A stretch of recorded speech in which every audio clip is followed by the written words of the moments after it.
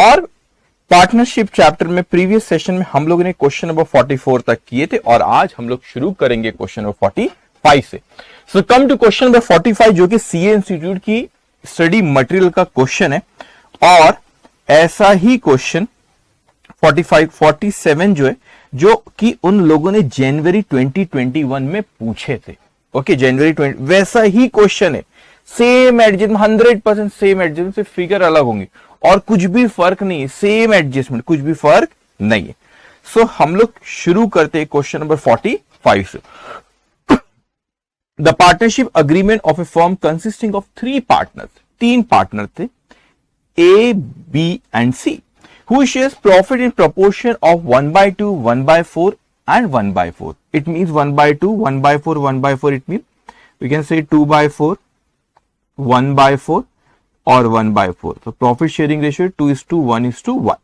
And whose fixed capital are rupees 10,000, 6,000 and 4,000 respectively provides as follows. That partners be allow interest at 10% per annum on their fixed capital but no interest be allowed on undrawn profits or charge on drawings. There is no interest on drawings, there is interest on capital at the rate of 10%. Okay. Important points को highlight करते जाया करो. Okay. That upon the death of a partner, the goodwill of the firm be valued at 2 years purchase of the average net profit after charging interest on capital for the 3 years or to 31st December preceding the death of a partner. That an insurance policy of rupees 10,000 each to be taken in individual name of each partner, the premium is to be charged against the profit of the firm. मतलब against the profit of the firm मतलब वो कह रहे हैं premium is to be charge against the profit of the firm. It means that कि premium को PNL account में debit करते थे। प्रीमियम के 2 ट्रीटमेंट होते हैं ना, उसको एक्सपेंस मानते अपन या क्या मानते हैं, उसको एसेट मानते। तो अगेंस्ट द प्रॉफिट चार्ज करें, इट मींस दैट कि उसको पीएनएल अकाउंट में लेके जा रहे हैं प्रीमियम को। Upon the death of a partner he is to be credited with his share of capital, with his share of profit, interest on capital, etc. calculated upon 31st December following his death। ठीक है, फिर वो कहते हैं अपने मतलब कोई partner की जब डेथ हो रही है तो वो बता रहा है क्या क्या दे रहा है। तो आपको यहाँ पे समझ में आएगा यहाँ पे कि उसको इंटरेस्ट ऑन कैपिटल दे रहे हैं अपन, है ना, उसके बाद गुडविल का शेयर दे रहे हैं, फिर उसके पॉलिसी इंश्योरेंस पॉलिसी जो निकालते उसका जो प्रॉफिट होगा वो डिस्ट्रीब्यूट होगा।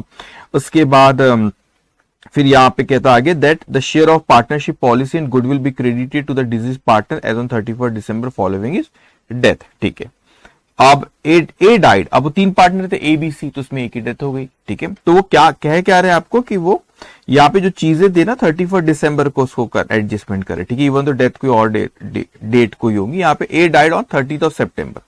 साल शुरू कब हो रहा है? 1st January को। तो 1st January को साल शुरू हो रहा है और डेथ कब हुई यहाँ पे? 30th September को। साल कब खत्म हो रहा है? 31st December को। The amount standing to the credit of his current account. अरे भाई ये क्या हो रहा है यहां पे बच्चों? देखो उसने ये जो बैलेंसेस दिए ना बेटे, ये कैपिटल अकाउंट के दे रखा है 10,000, तीनों पार्टनर के दिया उसने यहाँ पे, तो कैपिटल अकाउंट के, और ये किसके? ये करंट अकाउंट के। ठीक है, इसके करंट अकाउंट में थे on 31st December 2018 was rupees 450 and from that date to the date of death he had withdraw rupees 3,000 rupees drawings इस साल की from the business. An unrecorded liability of rupees 2,000 was discovered on 30 September 2019. It was decided to record it and to be immediately paid off. The trading result of the firm before charging interest on capital had been as follow: 2016 profit rupees 9640, 17 profit 6720, 18 loss 640, 19 3670. Assuming the surrender value of the policy to be 20% of the sum assured. ठीक है, तो surrender value दिया 20%। ठीक है, required prepare an account showing the amount due to. अब कितना amount अपने को एज लीगल रिप्रेजेंटेटिव को देना है वो उसने अपने से यहां पे पूछा है कि उसको कितना देना है। तो अपने को वही कैपिटल अकाउंट बनाना रहेगा ताकि अपने को ये पता चले कि उसको कितना था। लेकिन वर्किंग नोट बहुत बनेगी। सर वर्किंग नोट कैसे बहुत बनेगी? वो इसलिए बनेगी वर्किंग नोट क्योंकि गुडविल का अमाउंट हमें कैलकुलेट करना पड़ेगा, इंटरेस्ट ऑन कैपिटल कितना उसको हम दे रहे हैं। फिर उसके बाद यहाँ पे से क्वेश्चन में पॉलिसी अमाउंट भी कुछ है, कुछ अनरिकॉर्डेड लाइबिलिटीज भी, उसकी वजह से भी उसके कैपिटल पे फर्क पड़ेगा। क्यों पड़ेगा मैं बताऊंगा, डोंट वरी। उसके बाद यहाँ पे और क्या क्या है, और करंट अकाउंट है उसका भी बैलेंस वहां पे आएगा। तो ऐसी कई चीजें जो हमको जो डिजीज पार्टनर, जो पार्टनर की डेथ हुई है उस पार्टनर के हमको उसके लीगल रिप्रेजेंटेटिव को देना, लेकिन बैलेंस निकालना पड़ेगा कितना। तो first will prepare a current account बनाएंगे, उसके बाद फिर अपन वर्किंग नोट बनाते जाएंगे, जो जो उसको शेयर ऑफ प्रॉफिट देना है करंट ईयर को, एक एक करके वर्किंग नोट मैं बनाते जाऊंगा। ओके, मैं ये उम्मीद कर रहा हूं कि आप लोग बहुत अच्छे से पढ़ाई कर रहे हो। ओके, अब आप लिखेंगे क्वेश्चन नंबर 45, पेज नंबर 290।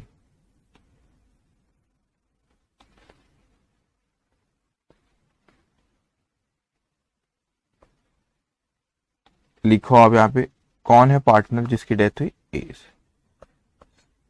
तो उसका करंट अकाउंट बनाना सिर्फ ए काम को, इस कैपिटल अकाउंट, सॉरी करंट का बैलेंस भी यहां ले आएंगे, डोंट वरी, बस आप इतना भी लिखो मेरे, S capital account.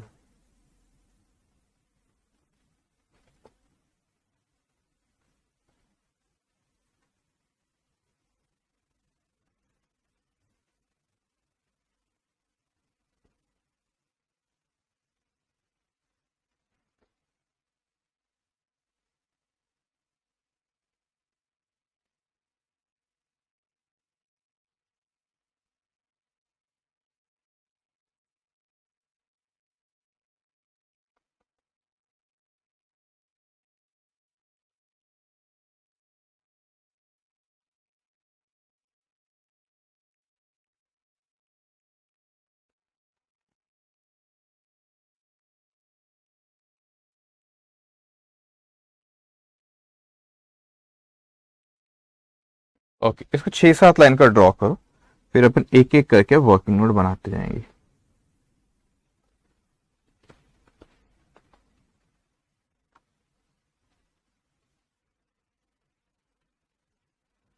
First working note,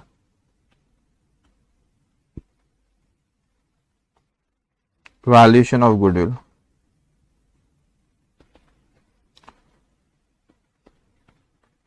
इसको अच्छे से समझना। देखो उसने पिछले अपने को 3 साल का यहाँ पे उसने प्रॉफिट दे रखा है, 2016 का, इसके बाद ये 2017 का, 18 का और 19 का, 4 साल का, 1 साल में उसमें लॉस है।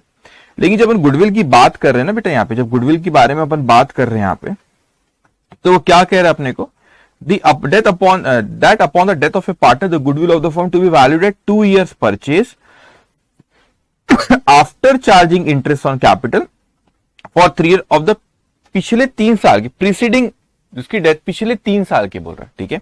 तो पिछले 3, उसके 2019 में डेथ हुई है, इसका मतलब अपने को लेना पड़ेगा 2018, 2017 और 2016, पिछले डेथ जब हुई उसके पिछले उस साल की प्रीसीडिंग। प्रीसीडिंग क्या कह रहा है, कहां गया भाई, कहां गया, preceding the death of a partner 31 दिसंबर को खत्म होने, मतलब पिछले 3 साल की बात कर रहे हैं, ठीक है। तो पिछले 3 साल के अपन यहाँ पे प्रॉफिट, लेकिन आप ये प्रॉफिट जो उसने यहाँ पे दिया अपने को, ये कौन सा प्रॉफिट दे रखा उसने, यहाँ पे देखो अच्छे से, before charging interest on capital. मगर यहाँ पे अपने को गुडविल कैलकुलेट जब करना, अपने को प्रॉफिट कौन सा लेना, after charging interest on capital. तो इंटरेस्ट ऑन कैपिटल के चार्ज करे बाद का प्रॉफिट गुडविल के कैलकुलेशन में लेना है, लेकिन उसने जो अपने को प्रॉफिट दिया before charging interest on capital, तो इंटरेस्ट ऑन कैपिटल चार्ज करना पड़ेगा। उसके बाद जो प्रॉफिट आएगा उसमें तो अपन एवरेज प्रॉफिट निकाल के गुडविल कैलकुलेट करेंगे। सो अब आप यहां पे लिखेंगे,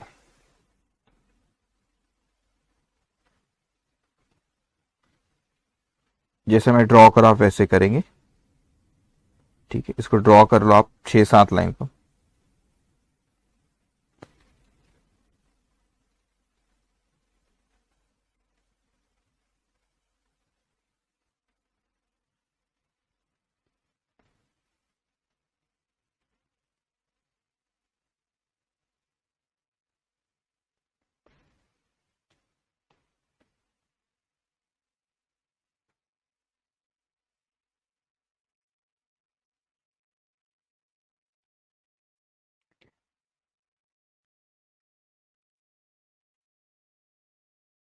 Write down year profit before interest on capital, profit before interest on capital. एक सेकेंड, मुझे और लिखना है यहाँ पे कुछ।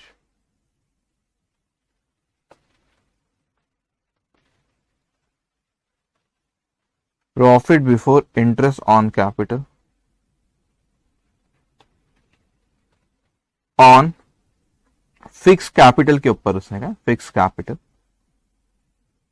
फिर यहां पे interest, profit after interest on capital. Okay, लिखे आपने, ठीक है। अब ध्यान से बेटा, अब देखो यहां पे पिछले 3 साल जो थे 2016, 2017,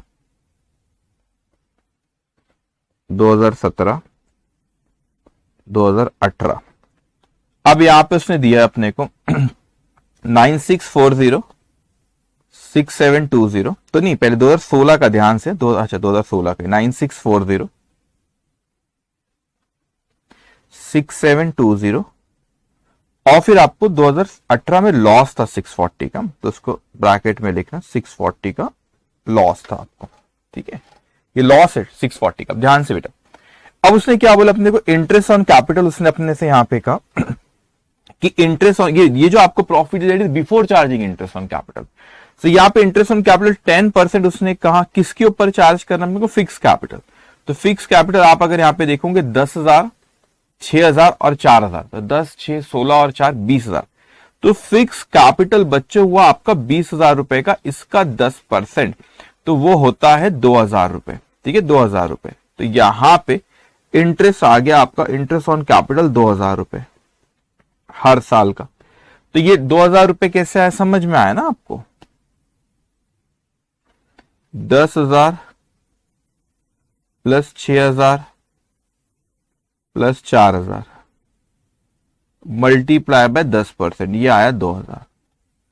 अब उसके बाद कितना होगा, 9640 माइनस 2,000, तो ये प्रॉफिट बचा आपका 6640, प्रॉफिट अब बचेगा आपको, नहीं ये 6640 करेक्ट, 6640, ओके सॉरी 7640, 2000 है, 7,640, फिर 6720 माइनस 2000, ये बचा आपका 4720, और ये 640 माइनस 2000, तो आप अच्छा ये भी आपका इंटरेस्ट लॉस बढ़ जाएगा, इस चीज को समझना बेटा, इसमें गड़बड़ नहीं करना आपने। ये जो है ना यहाँ पे ये माइनस फिगर है, तो यहां पर आप माइनस माइनस प्लस हो जाएगा, 640 ये माइनस फिगर है, ठीक है, ये 640 ये माइनस फिगर है, ठीक है, फिर माइनस 2000, तो दैट विल कम 2640, 2640, ओके।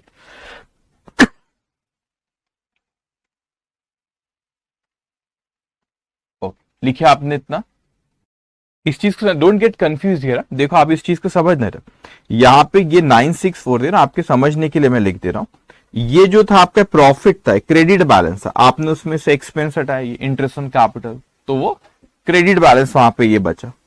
यहां पर ये प्रॉफिट था क्रेडिट, फिर आपने इसमें से डेबिट एक्सपेंस था, क्रेडिट बैलेंस, ये डेबिट बैलेंस है बेटा, ये डेबिट बैलेंस, इस चीज को समझना आपने, ये जो आपका 640 ना इसको कंफ्यूज मत होना, ये डेबिट बैलेंस है, ये आपका माइनस ऐसे लिख देता है, ये डेबिट बैलेंस है, ठीक है, और ये आपका एक्सपेंस, तो ये डेबिट डेबिट प्लस होगा, इसीलिए आपका जो यहाँ पे ये डेबिट बैलेंस आ रहा है, ये जो डेबिट बैलेंस आ रहा है 2640, आपका पहले से नुकसान है 640 का, आपने और 2,000 रुपए के एक्सपेंस लिखे, तो आपका टोटल लॉस तो क्या हो जाएगा, बढ़ जाएगा, तो इसीलिए आपका 640 से लॉस बढ़ के होगा 2640। अब आप वहां पे लिखेंगे 7640 प्लस 4720 माइनस 2640, तो ये आ रहा है आपका 9720, okay 9720।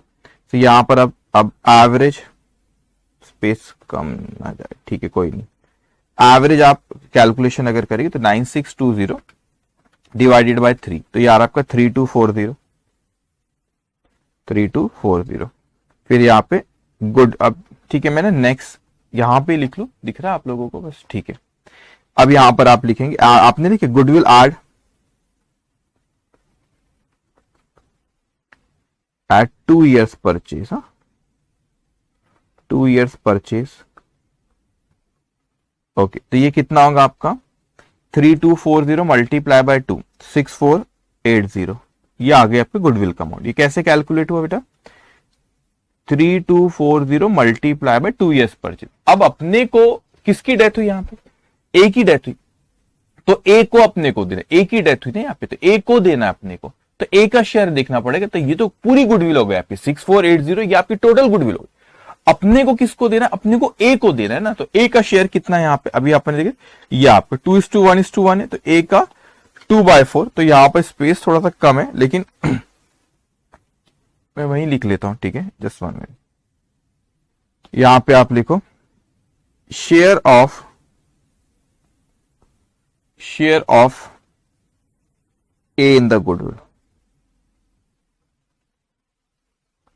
Share of A in the goodwill. मैं कैलकुलेशन बता दूंगा यहां पे 6480 मल्टीप्लाई बाय 2/4 3240 दिख रहा? ओ 3240 दिख रहा, ठीक है। मैंने तो नेक्स्ट पेज में देख लेना था, चलिए कोई बात नहीं। तो यहां पे देखो मैं बता देती, एवरेज प्रॉफिट था आपका 3240, इसके बाद गुडविल आपने कैलकुलेट करे 6480, और जो उसमें फिर शेयर जो 1/2 और 2/4 जो शेयर था किसका? आपका हमारे ए भैया का। तो 6480 मल्टीप्लाई बाय 2/4, तो ये आ गया ए का शेयर। ये किसका शेयर आ गया? आपका ए का शेयर आ गया 3240। लेकिन सिर्फ एक ही चीज थोड़ी ना देना, उसको तो हमें बहुत सारी चीजें देना है ना।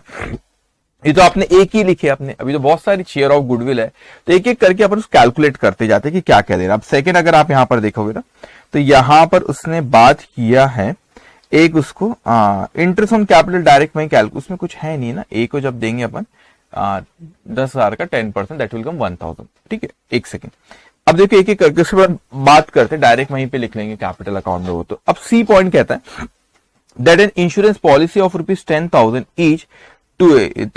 each to be taken in individual names of each partner। अब 10,000 रुपए की पॉलिसी उन्होंने तीनों पार्टनर के नाम पे निकाले। अब 3 पार्टनर है ए बी सी, तीनों के नाम पे 10,000 रुपए की पॉलिसी वहां पे निकाले थे। The premium is to be charge, अच्छा वो पीएल में चार्ज था। अभी समझो इस चीज को, जब डेथ होती ना बेटा, जब क्लेम मिलता, अब सरेंडर वैल्यू के बारे में से आखिरी में अपने से कहा कि सरेंडर वैल्यू 20%, सरेंडर वैल्यू कितनी? 20%। अब इसको समझना अपने से, जब कोई पार्टनर की डेथ होती है ना, तो अपने को क्या मिलता है? क्लेम मिलता है। जब कोई पार्टनर की क्या होती है? डेथ होती है, तो क्लेम मिलता है। तो ये पार्टनर ए की 3 पार्टनर थे ए बी और सी। ए की डेथ हुई ना, तो उस पर अपने को मिलेंगे 10,000 रुपए, 10,000 रुपए मिलेंगे। और बी और सी की डेथ नहीं हुई है, तो भाई उसको, अब आप उसको भी अपने को रीवैल्यू करना पड़ेगा। आप बोलेंगे सर क्यों रीवैल्यू कर रहे हैं? क्योंकि पार्टनर ए की डेथ हुई है, मैंने आपको पहले भी कहा था बेटे, पार्टनर ए की डेथ हुई तो उसका क्लेम मिलेगा, क्लेम 10,000 रुपए का। तो बोलेंगे सर क्लेम 10,000 रुपए का मिल रहा है ना, बी और सी को क्यों रीवैल्यू कर रहे हो? इसीलिए कर रहा हूं मैं, तीनों के नाम पे इंडिविजुअल पॉलिसी निकली हुई है, तो 10,000 और बी और सी का अपन सरेंडर वैल्यू रहेगा। आप बोलेंगे सर क्यों सरेंडर वैल्यू ले रहे हो? इसीलिए सरेंडर वैल्यू मैं ले रहा हूं यहाँ पे, क्योंकि भाई उसका जो प्रॉफिट होगा, क्लेम तो तीनों क्यों है ना, वो पॉलिसी, वो एसेट कोई इंडिविजुअल पार्टनर्स की नहीं है, वो एसेट किसकी है? वो एसेट फर्म की है। तो ए की डेथ हुई तो उस पर क्लेम मिल रहा है, लेकिन बी और सी पे तो हम रिवैल्यू करेंगे, क्योंकि वो जो आज उसकी कोई वैल्यू है ना, तो भाई वो वैल्यू, तो उसका जो प्रॉफिट होगा that should be distributed all the partners A B and C, तो वो सरेंडर वैल्यू की। तो यहां पे सरेंडर वैल्यू क्वेश्चन में बोला 20%, तो दैट विल कम 20%, क्वेश्चन में बोला, तो 10,000 का 20% विल कम 2,000 और ये 2,000, इस तरीके से। ओके सो अब आप यहां पे इसको लिखो, मैं बता दो कैसे प्रेजेंटेशन होना, लिखेंगे अब आप यहां पे working note number 2, working note number 2, calculation of profit on joint life policy. ठीक है, अब अच्छे से समझना, 3 पॉलिसी थी, पहले अपन ने ए के नाम पे निकाले एस पॉलिसी, तो अपने को कितना क्लेम मिलेगा बच्चे, इस चीज को ख्याल रखना बेटे, ये क्लेम मिलेगा 10,000 रुपए का। 20 पॉलिसी, सीस पॉलिसी। अब इसको समझना, फर्क है, यहां पे क्लेम का अमाउंट है, यहां पे सरेंडर वैल्यू। सर क्यों ऐसा हुआ? एक इसमें क्लेम, एक इसमें सरेंडर वैल्यू लेके, रीजन है ना बेटा, क्योंकि ए की डेथ हुई है, तो जब डेथ होती है, जब क्लेम होता है, अदरवाइज तो आप उसको सिर्फ वैल्यू कर रहे हो। तो आज अगर सरेंडर करते हो तो कितना आपको, दैट इज 20%। तो यहां पे 10,000 रुपए का 20%, दैट्स कम 2,000। ये भी 10,000 रुपए का 20%, दैट्स कम 2,000 रुपीज। तो total profit on joint life policy जो कि आपका 14,000 रुपए, कितना है 14,000 रुपीज। इसमें ए share on profit of GLP equals to 14,000 multiply by 2/4, that will come 7,000, that will come 7,000। इतना आपको समझ में आया मैंने क्या लिखा हुआ है, that will come 7,000। अब ध्यान से आप मेरी बात को समझना। अब क्या हुआ, अगर मैं इनके अकाउंट बना के भी आपको बताता हूं कि मैं आपसे क्या कहना चाह रहा हूं। तो सपोज ये 3 जीएलपी अकाउंट में यहां पे बनाता हूं, ठीक है। ये जीएलपी अकाउंट ही है तीनों, हमने जीएलपी अकाउंट यहां पे बनाया। खेल समझना, ये ए की पॉलिसी पे, ये बी की पॉलिसी पे, सी की। याद रखना बच्चों, ये अलग अलग पॉलिसी 3 की 3 जीएलपी बना रहा हूं, लेकिन जो भी प्रॉफिट आएगा उस पे कोई रिस्पेक्टिव ए का ही हक है या बी का ही राइट्स है या सी का ही राइट्स है, ऐसा नहीं होता।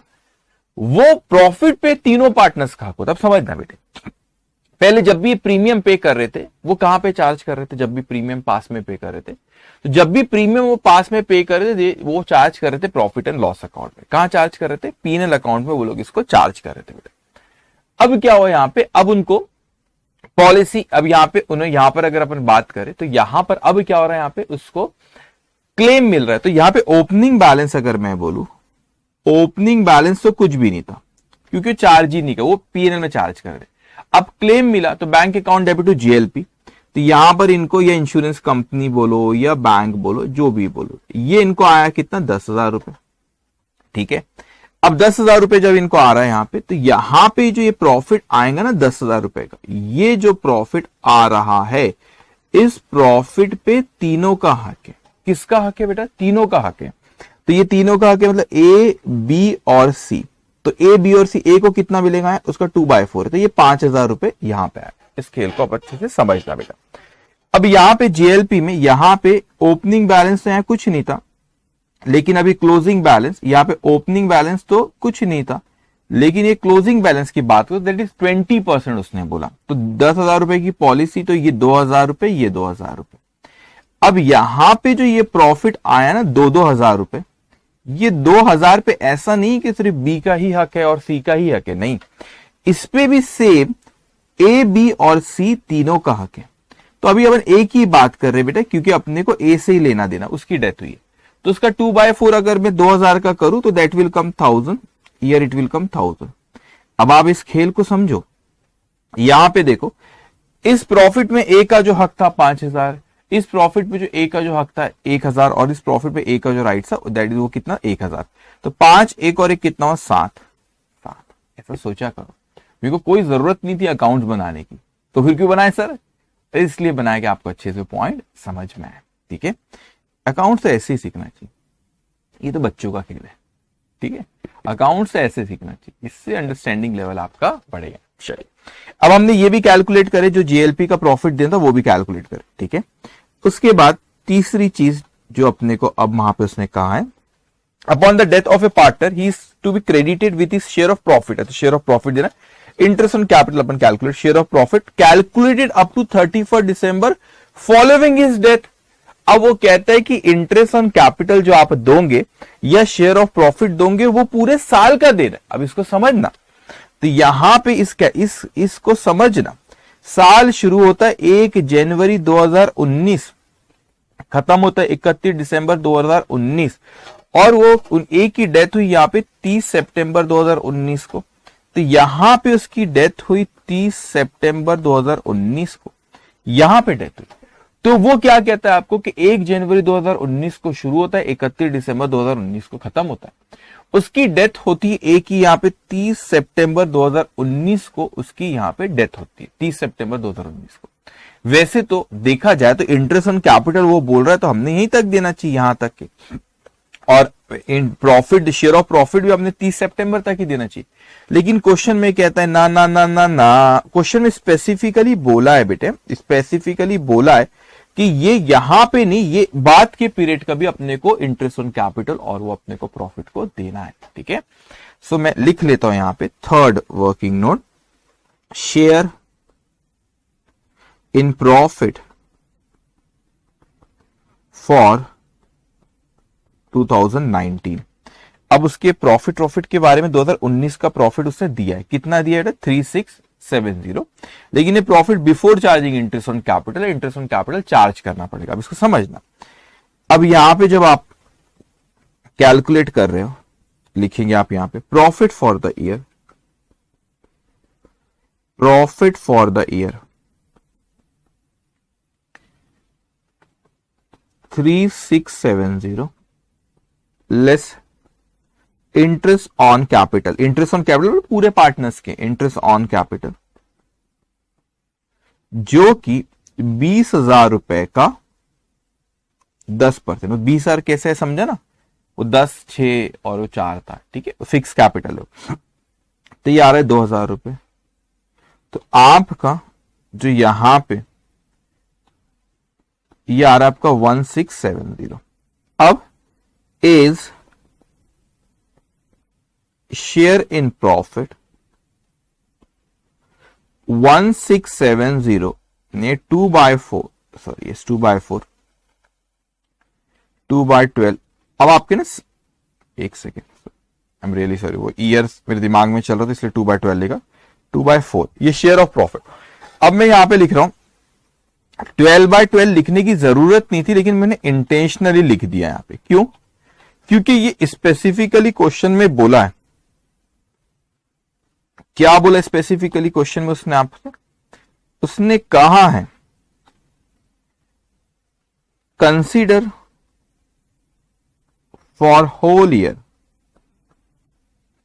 Because it is specifically mentioned in the question in point number, कौन सा है भाई पॉइंट नंबर? पॉइंट नंबर है वो डी, पॉइंट नंबर डी, ये पॉइंट डी लिखता हूं, पॉइंट डी। ओके, तो इसलिए ऐसा लिए 1670 मल्टीप्लाई बाय 2 डिवाइड बाय 4, जो कि आता है 835, सॉरी 835।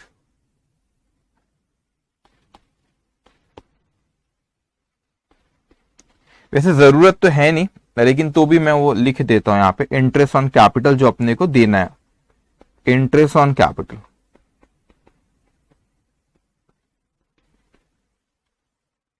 टू ए, 10,000 रुपए उसका फिक्स कैपिटल था, 10% इंटरेस्ट ऑन कैपिटल जो कि आ रहा है 1,000। आप बोले ओ सर नो, मैंने क्या नो?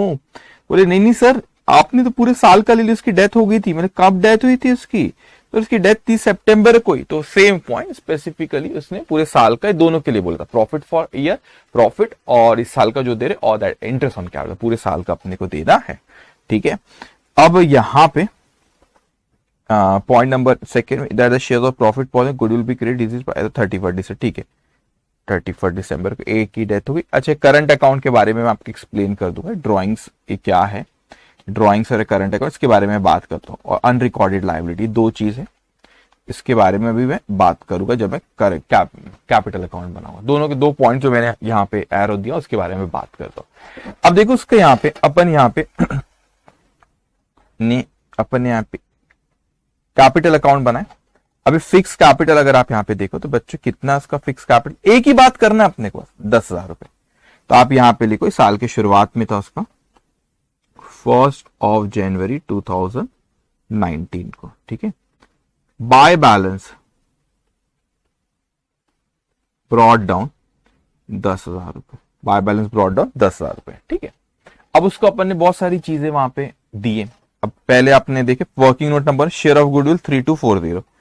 सो यहां पे ये उसने बोला है ना 31 दिसंबर को हिसाब किताब करो उसका, ठीक है, डेथ बीच में ही हो गई थी इसकी, ठीक है। अब यहाँ पे जो आपको शेयर ऑफ, आपने वर्किंग नोट नंबर 1 देखे, वहां पे वर्किंग नोट नंबर 1 में आपका उसका आ रहा है शेयर ऑफ प्रॉफिट 3240। तो यहां पे आप लिखेंगे कौन थे दूसरे पर, ए, बी और सी उसको बेयर करेगी ना। सो यहां पे बी एन सी, एक ही रहते, B N C capital account, goodwill,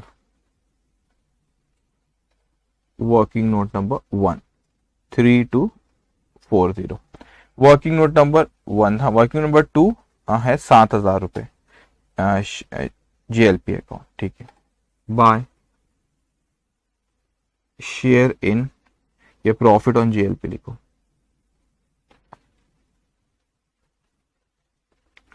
profit on GLP,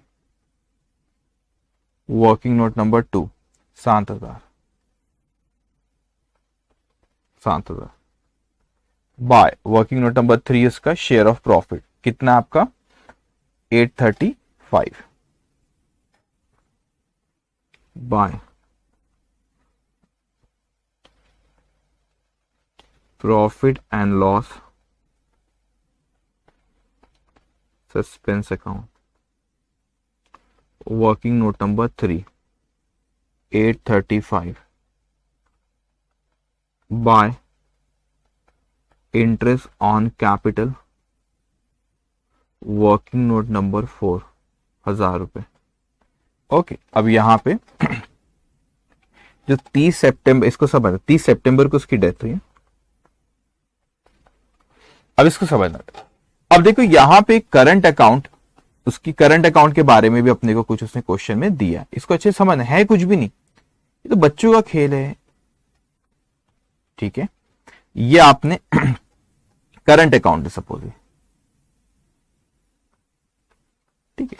current account का बैलेंस उसने आपको कितना दिया, करंट अकाउंट का बैलेंस यहां पे दे रखा है ना, करंट अकाउंट का बैलेंस दिया उसने। करंट अकाउंट का बैलेंस उसका 450 करंट अकाउंट का बैलेंस उसका, और उसने ड्रॉइंग्स किया 3,000 रुपए की इसमें। तो यहां पे करंट अकाउंट का कौन सा बैलेंस है, क्रेडिट में, ठीक है, क्रेडिट बैलेंस है। तो यहां पे उसके पास बैलेंस है बाय, ये बैलेंस जो था उसका 450, ये ओपनिंग बैलेंस था, ओपनिंग बैलेंस।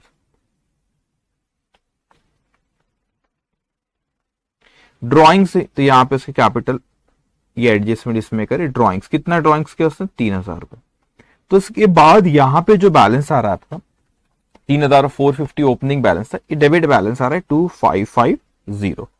तो ये क्लोजिंग बैलेंस बोलो, मगर अब आप तो उसकी डेथ होगी, उसका सेटलमेंट अपने को करना है, तो इसको अपन कहां ट्रांसफर करेंगे, इसको अपन ट्रांसफर करेंगे कैपिटल अकाउंट में। क्यों? क्योंकि कैपिटल अकाउंट में पूरा हिसाब किताब कर रहे हैं ना, एक सारी चीजें लिख रहे। अभी करंट अकाउंट के बैलेंस को भी लाओ, तो करंट में 450 था क्रेडिट बैलेंस, लेकिन आपने ड्रॉइंग्स उसने किया 3,000 का, तो उसको डेबिट करे आपने बेटे, तो डेबिट कर, तो उसका ये ड्रॉइंग्स के एडजस्टमेंट के बाद कितना बैलेंस आ रहा है 2,550।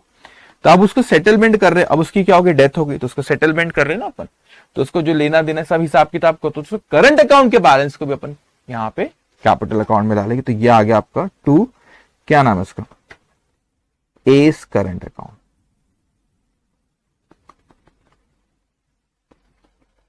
3,000 रुपए माइनस 450, 3,000 माइनस 450, ये आ रहा है आपका 2,550।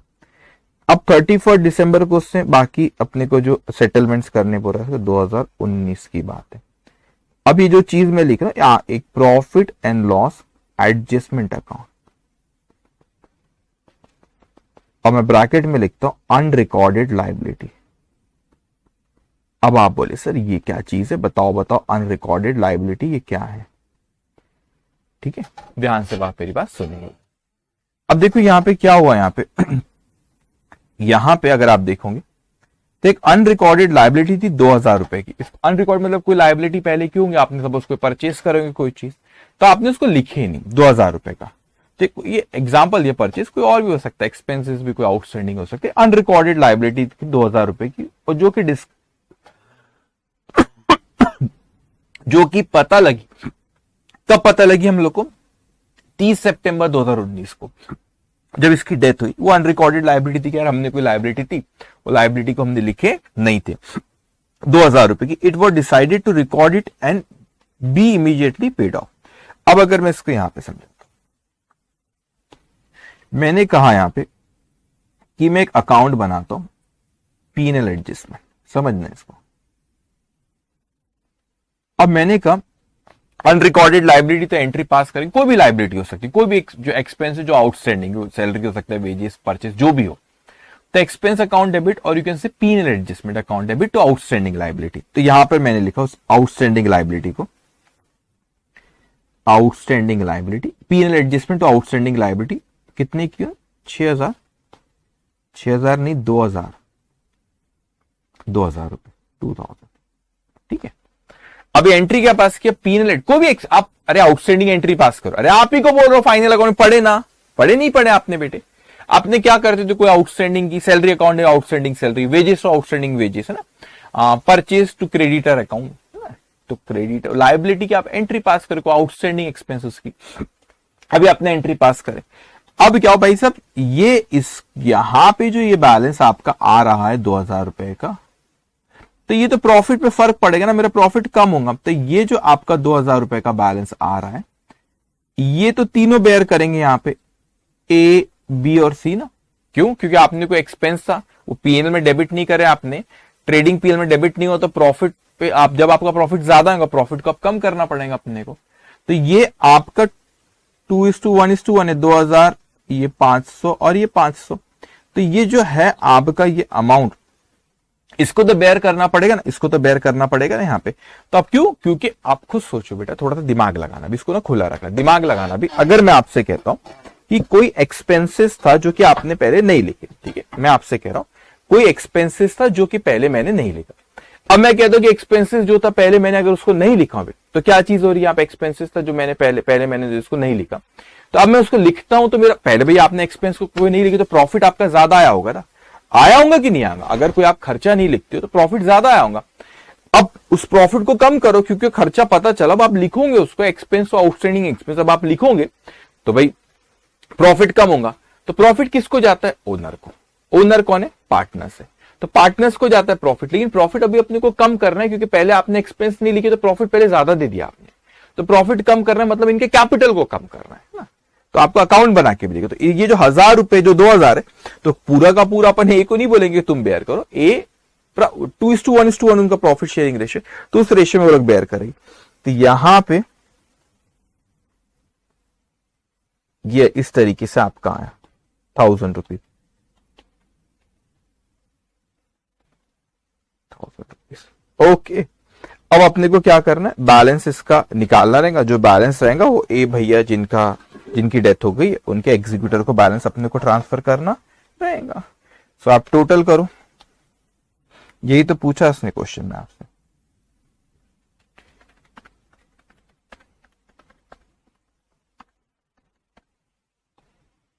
$22,075,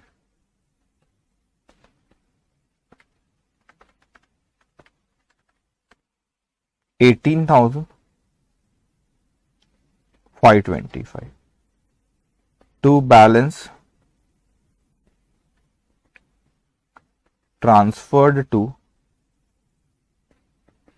A's executor account. ओके, ये बैलेंसिंग फिगर आ गई आपकी।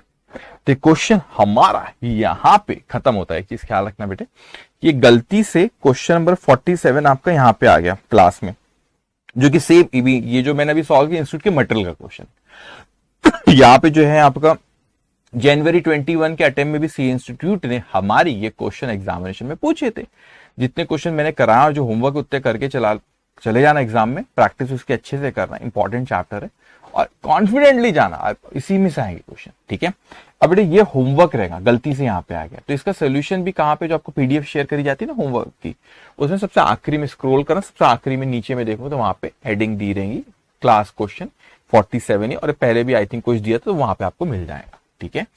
तो इसके पहले अब हम आ जाते हैं क्वेश्चन नंबर 46 पे। ये भी बड़ा अच्छा क्वेश्चन है, सी इंस्टीट्यूट के मटेरियल का क्वेश्चन है 46 पे। Okay, come to question number 46. The balance in the fixed capital account as on 1st January 2018 where Peter rupees 10,000, Paul rupees 5,000 and Prince rupees 5,000. तो तीन पार्टनर थे यहाँ पे, पीटर, पॉल एंड प्रिंस, 10,000, 5,000, 5,000, ठीक है। अब वो कहता है कि the balance in the current account on 1st January 2019 were Peter rupees 20, Paul 10, Prince 7। अब उनके करंट अकाउंट के भी बैलेंस उन्होंने यहाँ पे दे रखे। Drawings of Peter till 30th December 2019 were rupees 10,000। अब वो पीटर की डेथ हुई होगी 30 सितंबर को, तो जब तक की ड्रॉइंग्स बता। देखो एक और चीज करना आपने कि जो जो अपने लिए रेलेवेंट है ना, जो जो अपने को पीटर को देना है, जैसे 10,000 रुपए पीटर को देना है तो इसको सर्कल कर लिए, और यहाँ पे पीटर के करंट अकाउंट में उसके 20 है, यहाँ पे उसने ड्रॉइंग्स कर रखा है 10,000। ये इंपॉर्टेंट पॉइंट्स है, ठीक है। The profit of the firm before charging, वही बात है पिछले क्वेश्चन जैसे, before charging interest on capital for the calendar year 16, 17, 18 rupees 1,20,000 and 1,50,000 respectively. The profit include the following abnormal items of credit. अब अपने को ये हेल्प करेंगी इन्फॉर्मेशन, किस लिए हेल्प करेंगी बच्चों? ये हेल्प करेंगी अपने को कैलकुलेट करने के लिए यहाँ पे गुडविल की वक्त। क्यों? क्योंकि गुडविल में जो भी आप प्रॉफिट, पास के प्रॉफिट को जो आप कंसीडर करते हो, मैंने पहले भी आपसे कई बार कहा, पास के प्रॉफिट को जब आप कंसीडर करते हो, कौन से प्रॉफिट को हम लोग कंसीडर करते हैं? जो कि नॉर्मली बिजनेस में से होता है।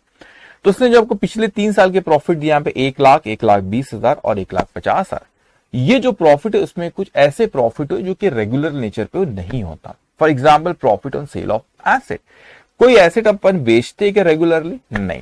तो इसीलिए उसको देखो, वो एसेट बेचो गुनाह नहीं करे, उसकी अकाउंटिंग भी ऑब्वियसली हुई होगी, वो भी गलत नहीं।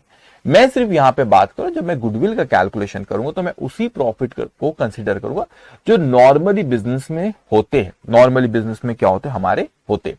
तो अब यहाँ पे profit on sale of asset जो कि इंक्लूड है 5,000, 7,000 और 10,000, और फिर इंश्योरेंस क्लेम रिसीव 3,000-12,000, तो ये रेगुलर नेचर पे हमारे पास आता है क्या? नहीं।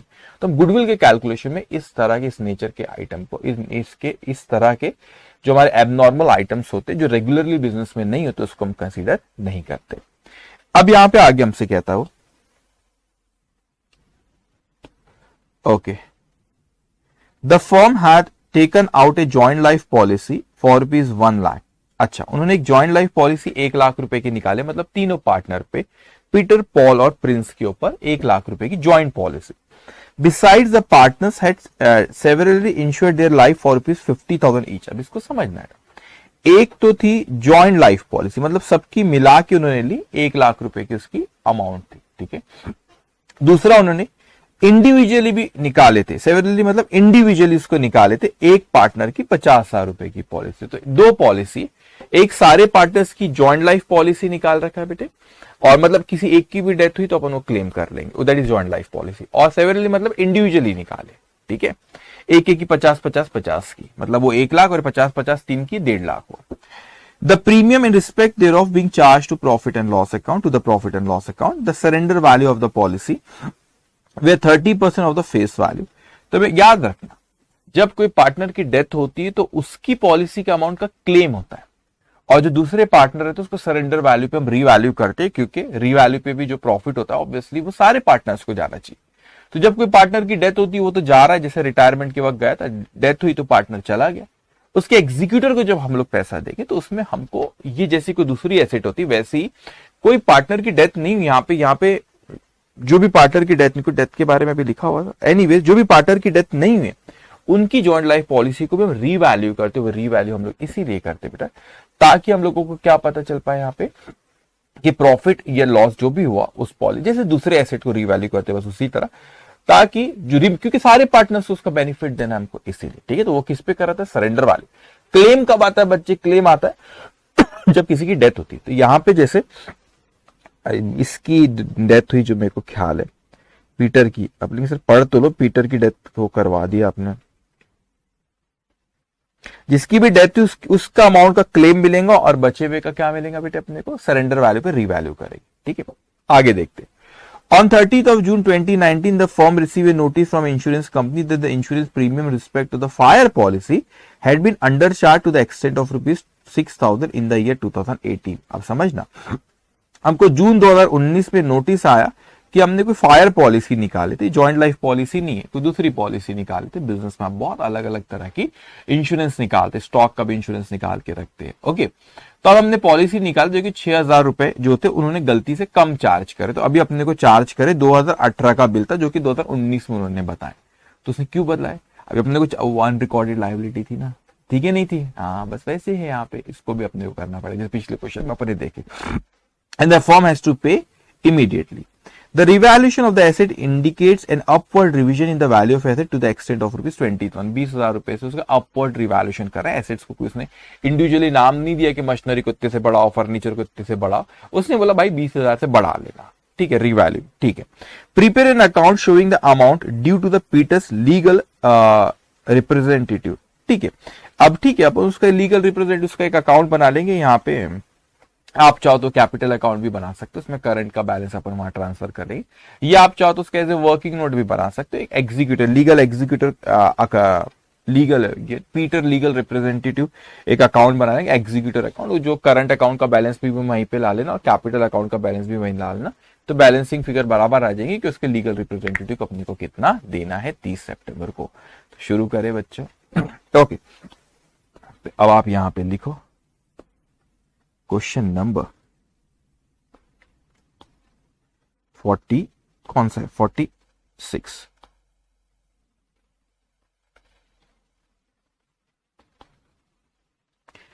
$291।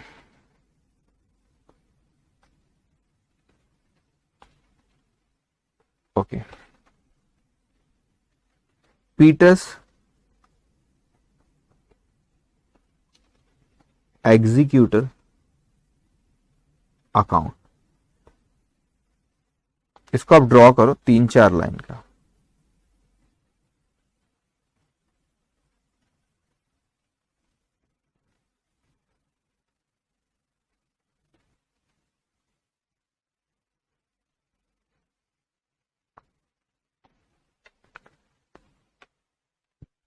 ड्रॉ किए?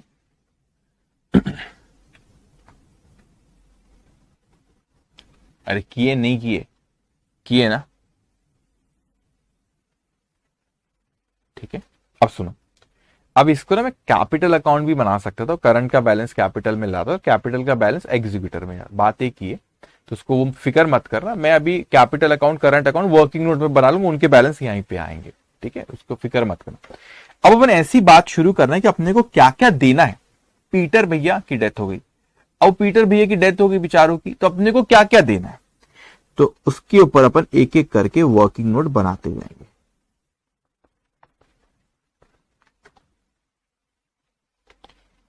ठीक है, अब पहले अपन गुडविल कर लेते, ठीक है, लिखेंगे यहां पे working note number 1, valuation of goodwill.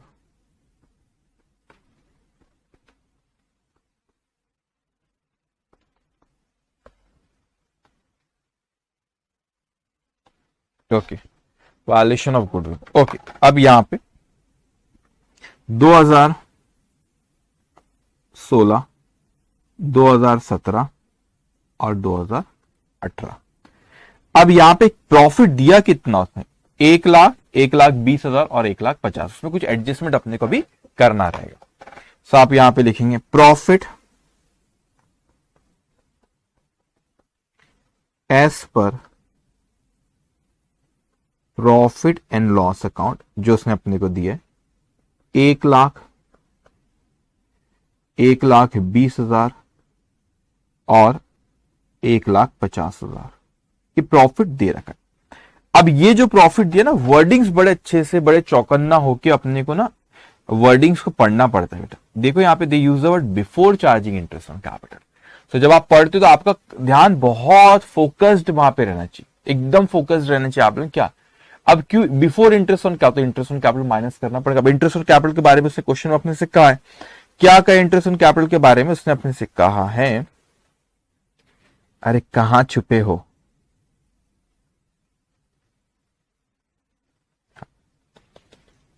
एक सेकेंड रुकेंगे अब आप। हाँ, ओके, ये क्वेश्चन में तो बहुत बड़ा ब्लंडर हो गया। क्या ब्लंडर हो गया सर, ऐसा क्यों? इसने बैलेंस तो अपने को दिया, अब वो गुडविल ये सब का क्या, गुडविल के बारे में भी उससे ना यहाँ पे अपवर्ड रिवैल्यूएशन उसने अपने से, एक सेकंड, कुछ गुडविल ये सब के बारे में कुछ, जस्ट 1 मिनट, एक सेकंड, क्योंकि उसमें कुछ क्वेश्चन में इन्फॉर्मेशन कम है, मैं एक मिनट चेक कर लूं। तो इस क्वेश्चन में प्रॉब्लम ये हो गया कि जैसे क्वेश्चन में पढ़ के अगर यहाँ पे अपन ने देखे तो अपने को कुछ इन्फॉर्मेशन यहाँ पे आधी अधूरी सी लग रही, आधी अधूरी अगर आप देखो यहाँ पे बेटा, तो इंटरेस्ट ऑन कैप उसमें बोला है अपने को, यहाँ पे इंटरेस्ट ऑन कैपिटल के बारे में बोल रहा है, before charging interest on capital, लेकिन यहाँ पे इंटरेस्ट ऑन कैपिटल का रेट ऑफ इंटरेस्ट नहीं दिख रहा है यहाँ पे, है ना, रेट ऑफ इंटरेस्ट अपने को यहाँ पे दिख नहीं रहा। उसके बारे में उसने गुडविल के बारे में, यहाँ पे गुडविल के बारे में कुछ नहीं कहा, लेकिन ये जो प्रॉफिट जो रहता है वो गुडविल से ही रिलेटेड एडजस्टमेंट में आता है, तो कितने साल का गुडविल लेना आपको, है ना, वो सारी चीजें, कितने नंबर ऑफ ईयर्स पर, जो सारी इंफॉर्मेशन दिया नहीं है। सो आपको इस क्वेश्चन में ना इंस्टीट्यूट की स्टडी मटेरियल में अभी मैंने चेक किया तो वहां पर ये क्वेश्चन बाय मिस्टेक यहाँ पे पूरा क्वेश्चन प्रिंट नहीं हो, वही तो मैं कुछ इन्फॉर्मेशन अपने को यहाँ पे इनकम्प्लीट, जैसे आपको यहाँ पे कैपिटल के बारे में बोल रहा है, वो before charging interest on capital, rate of interest यहाँ पे नहीं दिख रहा, ठीक है, तो कुछ चीजें यहाँ पे अपने को नहीं दिखी, जैसे कि यहाँ पे ये इन्फॉर्मेशन गुडविल से रिलेटेड, गुडविल के बारे में उसने कुछ यहाँ पे कहा नहीं है। सो यहाँ पर अब आपको मेहनत आपकी बढ़ गई। सो इंस्टीट्यूट के स्टडी मटेरियल में, ये मैं यहाँ पे स्क्रीन पे ला देता हूँ, ये स्टडी मटेरियल हमारे इंस्टीट्यूट का, तो आपको कुछ लिखना पड़ेगा। अब यहाँ पर देखो, ये भी उसने ये बोला है कि उसने पीटर के लीगल रिप्रेजेंटेटिव को कितना देना वो बनाओ, लेकिन ये नहीं बताया कि डेथ की किसकी, यहाँ पे पूरी जगह लिखा हुआ ही नहीं था, तो इन्फॉर्मेशन इनकम्प्लीट थी वो, तो वो अनफॉर्चुनेटली यहाँ पे प्रिंटिंग, मतलब वो क्वेश्चन पूरा कंप्लीट नहीं यहाँ पे, तो ये अपने आपको काफी लिखना है अभी। तो मैं इस पे आता हूँ, ये गुडविल के कैलकुलेशन पे ये तो मैं ले लेता, लेकिन नंबर ऑफ ईयर परचेज सब तो उसने वहां पे दिया नहीं है, तो इस पे अपन वापस आ जाएंगे। लेकिन आप क्या करोगे बेटा, आपके बुक में कहीं है स्पेस खाली जो आप लिख सको, कैसे लिखोगे आप, या तो एक काम करो, एक पेज ऐड कर दो, एक पेज ऐड कर दो और उसको स्टेपल कर देना है यहाँ पे, ठीक है, तो एक पेज ऐड कर दो, मैं से एरो यहाँ पे देता हूँ, मैं तो आप एक सेकेंड, मैं एरो यहाँ पे दे देता हूँ, और आप ना कोई यहाँ शायद इतनी जगह पे आएगा नहीं, तो आप कोशिश मत करना कि यहाँ पे छोटा छोटा लिख के मैं लिख लूँ, ये क्वेश्चन ना अपने को इसके ऊपर आपको लिखना है, तो आप पेज ऐड कर लो उसको, ठीक है, और एक पेज में लिख लो क्वेश्चन, थोड़ा सा 5-10 मिनट लगेगा और स्टेपल कर लेना, I am really sorry. Okay, अब देखो इंस्टीट्यूट की स्टडी मटेरियल में अगर यहाँ पे देखो तो आपको मैं यहाँ पे रीड भी कर देता हूँ, फिर इसको मैं हाईलाइट कर दूंगा, 2 मिनट रुकना। अब यहाँ पे लिखा हुआ है प्रॉपर पूरा कि यहाँ पे Peter, Paul and Prince were partner sharing profit and losses in the ratio of 2:1:1. It was provided in the partnership that deed that in the event of retirement death of a partner, legal representative would be paid. तो एक आपको capital का balance है, वो नहीं भी बोलता तो इंप्लाइड है कैपिटल का बैलेंस पे कर रहा है, हिज शेयर ऑफ गुडविल। अब यहाँ पे देखो 2 years purchase of normal profit after charging interest on capital, तो अपने को जो गुडविल के कैलकुलेशन में इंटरेस्ट ऑन कैपिटल के बाद उसने मतलब बिफोर चार्जिंग वहां पे उसने दिया, तो इंटरेस्ट ऑन कैपिटल भी वहां पे एडजस्ट करना पड़ेगा, पिछले क्वेश्चन में भी अपन ने करे। उसके बाद यहाँ पे share of profit from the beginning of the accounting to the date of death और रिटायरमेंट ऑफ और डेथ ऑफ ए पार्टनर, कोई रिटायरमेंट डेथ होती तो वहां तक अपने को देना रहेगा उसका, उस साल का शेयर ऑफ प्रॉफिट। पिछले क्वेश्चन में अपन ने देखे थे पूरे साल का दिया था। Which shall be taken proportionate basis of profit of the previous year as increase by 25%। उसका क्या मतलब है 25%, मैं आपको बताता हूँ। इंटरेस्ट ऑन फिक्स कैपिटल देना 10% पर एनम, तो payable to the partner will not be payable in the year of, अरे ये क्या हुआ, देखो वो कहता है इंटरेस्ट ऑन फिक्स कैपिटल, वो कह रहा है आपको 10% इंटरेस्ट ऑन फिक्स कैपिटल देना, payable to the partner will not be payable in the year of death और रिटायरमेंट। किसी जो साल अगर पार्टनर जाता है, रिटायरमेंट होती है या उसकी डेथ होती है, तो उसको फिर इंटरेस्ट ऑन कैपिटल उस साल का नहीं दे, ठीक है, बाकी तो पास्ट में दिए होंगे, लेकिन उस साल नहीं देना रहेगा, किसी की डेथ हुई या रिटायरमेंट हुआ तो उसको अपने को साल नहीं देना है, ठीक है। All the assets are to be revalued on the date of retirement or death, and the profit and loss be debited or credited to the capital account in the profit। तो implied है revaluation का profit वो कह रहा है कि बांटना है। अब पीटर डाइड, यहाँ पे बोला उसने 30 सितंबर को पीटर की डेथ हुई, यहाँ पे 30 सितंबर को पीटर की डेथ होती। The books of account are close on calendar year basis from the 1st January to 31st of December. जैसे यहाँ पे 30 सितंबर यहाँ बोला था पीटर लीगल डेथ, तो पीटर की हुई 30 सितंबर को, लेकिन अब आपको लिखना कितना है बेटा, मैं ना यहाँ पे हाईलाइट कर देता हूँ, ठीक है, 2 मिनट रुकना। अब आपको बहुत लिखना है, बहुत नहीं 5 मिनट लगेंगे, तो एक काम करो वीडियो पॉज कर देना, ये तो ठीक है, मैं आपको टाइम देता हूँ, डोंट वरी। तो यहां से आपको लिखना है, मैं कोई लाइट कलर से हाईलाइट करूँ कि नहीं करूँ, ठीक है, ये जो हाईलाइट कर रहा हूं ये आपको सारा लिखना रहेगा, और आप कोशिश मत करना कि जो क्लास की जो आपको बुक दी गई उसी में लिख लो, स्पेस ना हो नहीं पाएगा बेटा, हो नहीं पाएगा। तो ये बेहतर है कि आप एक पेज में लिख लो, बेहतर है एक पेज में लिख लो, ठीक है।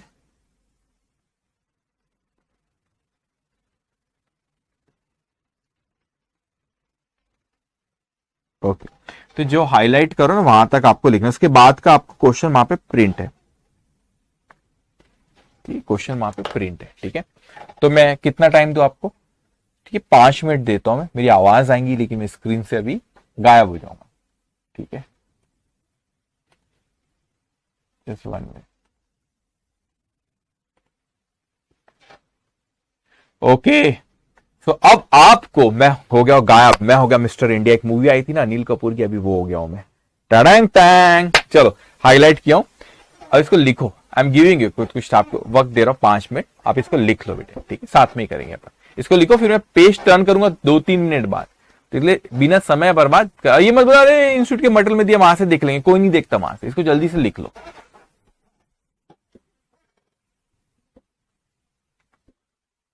लिखो, अब मैं एग्जैक्ट देखो, मैं घड़ी पे मैं देख रहा हूं, मैं 2 मिनट बाद ये स्लाइड हटा दूंगा, जल्दी लिखो।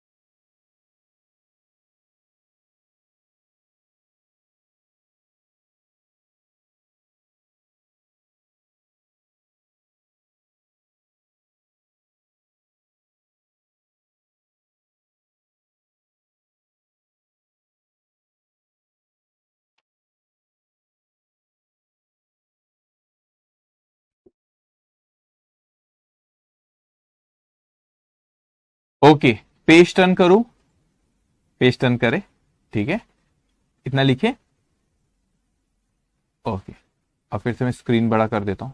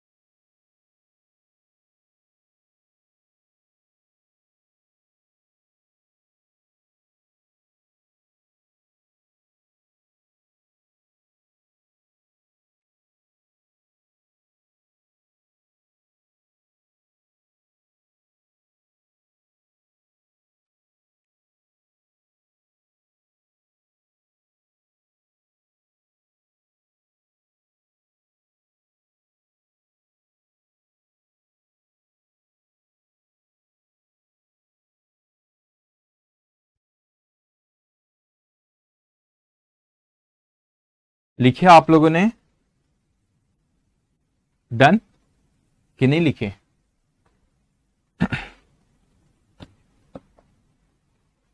ओके, चलिए शुरू करें। सबसे पहले अब देखो गुडविल के बारे में क्वेश्चन में क्या कह रहा है अपने से, गुडविल के बारे में वो कह रहा है यहां से 1 बाय 1, ठीक है। गुडविल के कैपिटल का बैलेंस तो इंप्लाइड है, नहीं भी बोलते थे सारी चीजें अपन करती है, मगर गुडविल की इंफॉर्मेशन तो लगी। 2 years परचेज और लास्ट 3 year का लेना, that is after charging interest on capital. तो यहां पर अब आपने लिखे, अब इसमें अपने को इंटरेस्ट ऑन कैपिटल माइनस करना पड़ेगा, less interest on capital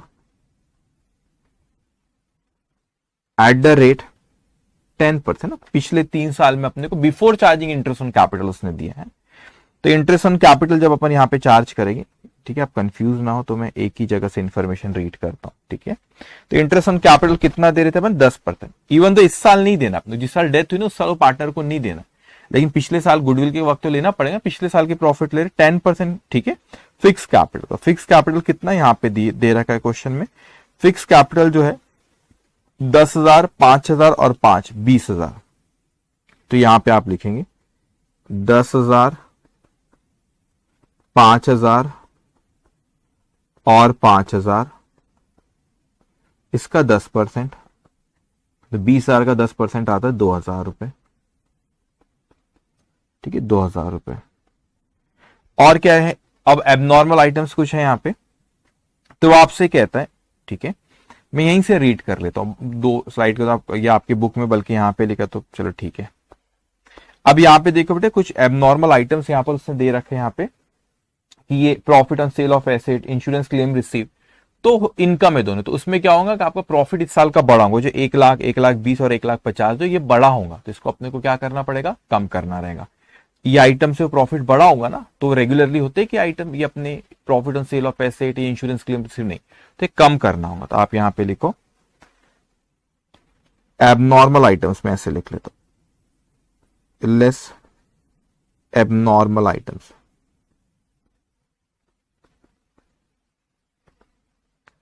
profit on sale of asset कितना है? 5,000, 7,000 और 10, 5,000, 7,000 और 10,000, उसके बाद 3,000 और 12,000। यहां पे इंश्योरेंस क्लेम आपको कोई मिला था इस साल, इंश्योरेंस क्लेम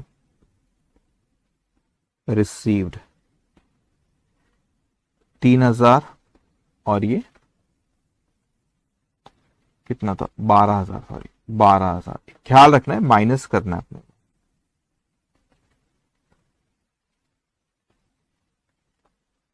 ओके, अब उसके बाद एक चीज ख्याल रखेंगे आप, एक और चीज है जो अपन ने पास्ट में हुई है यहाँ पे, एक इसको मैं कंपेयर भी करके बताऊं पिछले क्वेश्चन में इसमें क्या फर्क है बेटा। अगर आप देखोगे यहाँ पे, तो उसने अपने को क्वेश्चन में कहा है कि यहाँ पे एक प्रीमियम था 6,000 रुपए का, जो कि 2018 का था, वो आपने लिखे नहीं थे, अंडर चार्ज हुआ था, तो ऑब्वियसली उसको लिखी, अंडर चार्ज मतलब कम बिल रेस की, तो इस साल 2019 में रेस करे। तो ये 6,000 रुपए स्पेसिफिकली इस क्वेश्चन में उसने बोला कि 2018 का है। कब का? 2018 का है।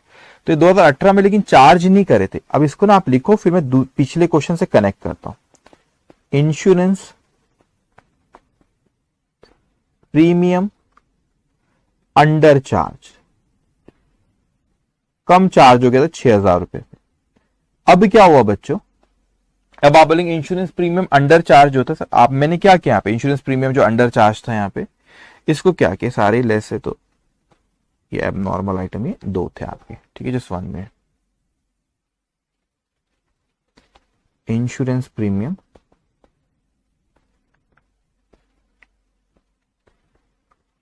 अब आप बोलेंगे सर हमें पिछले क्वेश्चन में भी तो ऐसा ही कोई अनरिकॉर्डेड लाइबिलिटी आई थी, उस पर भले मैं नोट लिखा देता हूं। पिछले क्वेश्चन में भी तो ऐसी अनरिकॉर्डेड लाइबिलिटी थी आपकी, कितने 1,000 रुपए की, देखो पिछले क्वेश्चन में ये थी ना, अनरिकॉर्डेड लाइबिलिटी थी आपकी 2,000 रुपए की। जब आपने गुडविल का एडजस्टमेंट यहाँ पे किया, तो अनरिकॉर्डेड लाइबिलिटी जो थी 2,000 रुपए, उसको आपने यहाँ एडजस्ट क्यों नहीं करे? क्योंकि पिछले क्वेश्चन में मुझे ये नहीं पता था कि वो अनरिकॉर्डेड लाइबिलिटी मतलब पास्ट में मैंने इसको नहीं लिखा, तो कौन से साल की थी अपने को पता नहीं था, 2016, 17, 18 क्या इस साल या उसकी भी पुरानी थी अपने को पता नहीं है, तो इन्फॉर्मेशन नहीं थी, इसलिए अपन ने उसको इग्नोर कर दिए थे। ठीक है, उस पर भले मैं नोट भी इस पर भी लिखा दूंगा आपको, इसलिए उसको इग्नोर कर दिए थे। ठीक है, लेकिन इस क्वेश्चन में स्पेसिफिकली बोला है कि 2018 का है वो, इसलिए अपन यहाँ पे एडजस्ट करें, नहीं लिखे तो उसको तभी लिखेंगे तो प्रॉफिट क्या होगा, कम। अब इसको आप यहाँ पे टोटल करेंगे। ओके, सो 1 lakh minus 2000 minus 5 minus 3, 90,000। 1,20,000 minus 2 minus 7, 1,00,000।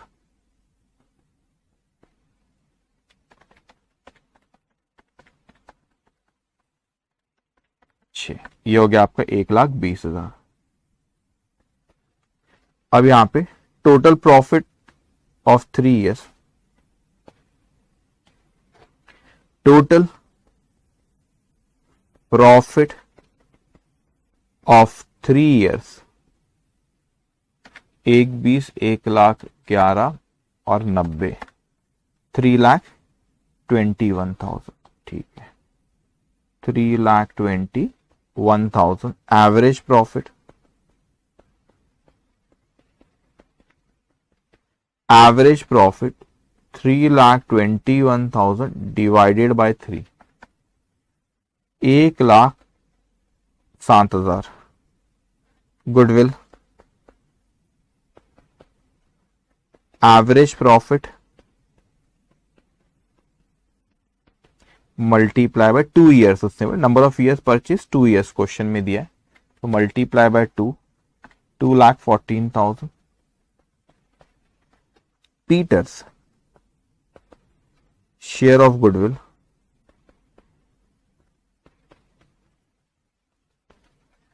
2:1:1 है, तो इसका 2/4, तो 2/4 आएगा इसका 1,07,000। तो अपन ने सिर्फ अभी एक चीज कैलकुलेट करे, पीटर भैया का शेयर ऑफ गुडविल। ओके, तो ये थे हमारे पीटर भैया। अब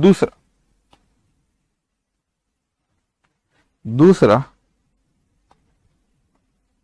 सेकंड, और क्या क्या अपना, अभी तो सिर्फ गुडविल कैलकुलेट किया अपन ने। ठीक है, गुडविल वाला पार्ट हमारा हो गया यहाँ पे। ठीक है, अब his share of profit from the beginning of the accounting to the date of retirement और death we shall be taken proportionate basis of profit of the previous year. अब देखो, पिछले साल के प्रॉफिट को ये बोलता है बेस मानो और उतना प्रोपोर्शनेट ले लो, लेकिन उसमें 25% से बढ़ा लो। देखो क्या कह रहा है, आप लिखो यहां पे second working note, Peter's share of profit, Peter's share of profit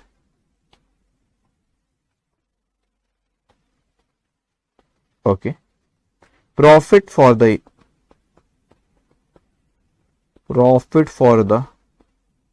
year 2018। पिछले साल का प्रॉफिट लेने बोला उसने, तो कितना था आपका प्रॉफिट फॉर द ईयर, ये आपका था 1,50,000 रुपए का, और उसमें से अपने को 6,000 रुपए का वो जो आपने अंडर चार्ज इंश्योरेंस प्रीमियम, तो बोलेंगे सर ये एडजस्ट करो। अरे भाई साहब, गुडविल नहीं कर रहा हूं अभी कैलकुलेट, ये मत बोलना 2018 का सर ये 10,000 और ये 12,000 ये माइनस को। अरे क्यों ऐसा कर रहे हो, ये गुडविल के वक्त अपन लेते हैं नॉर्मल प्रॉफिट, अपने को तो अभी एक्चुअल प्रॉफिट लेना, तो 1,50,000 और वो 6,000 रुपए का इनवॉइसिंग नहीं हुई थी, तो वो 6,000 रुपए वो माइनस करना पड़ेगा। लिखेंगे आप इसको 1,50,000 रुपए less insurance premium under charge,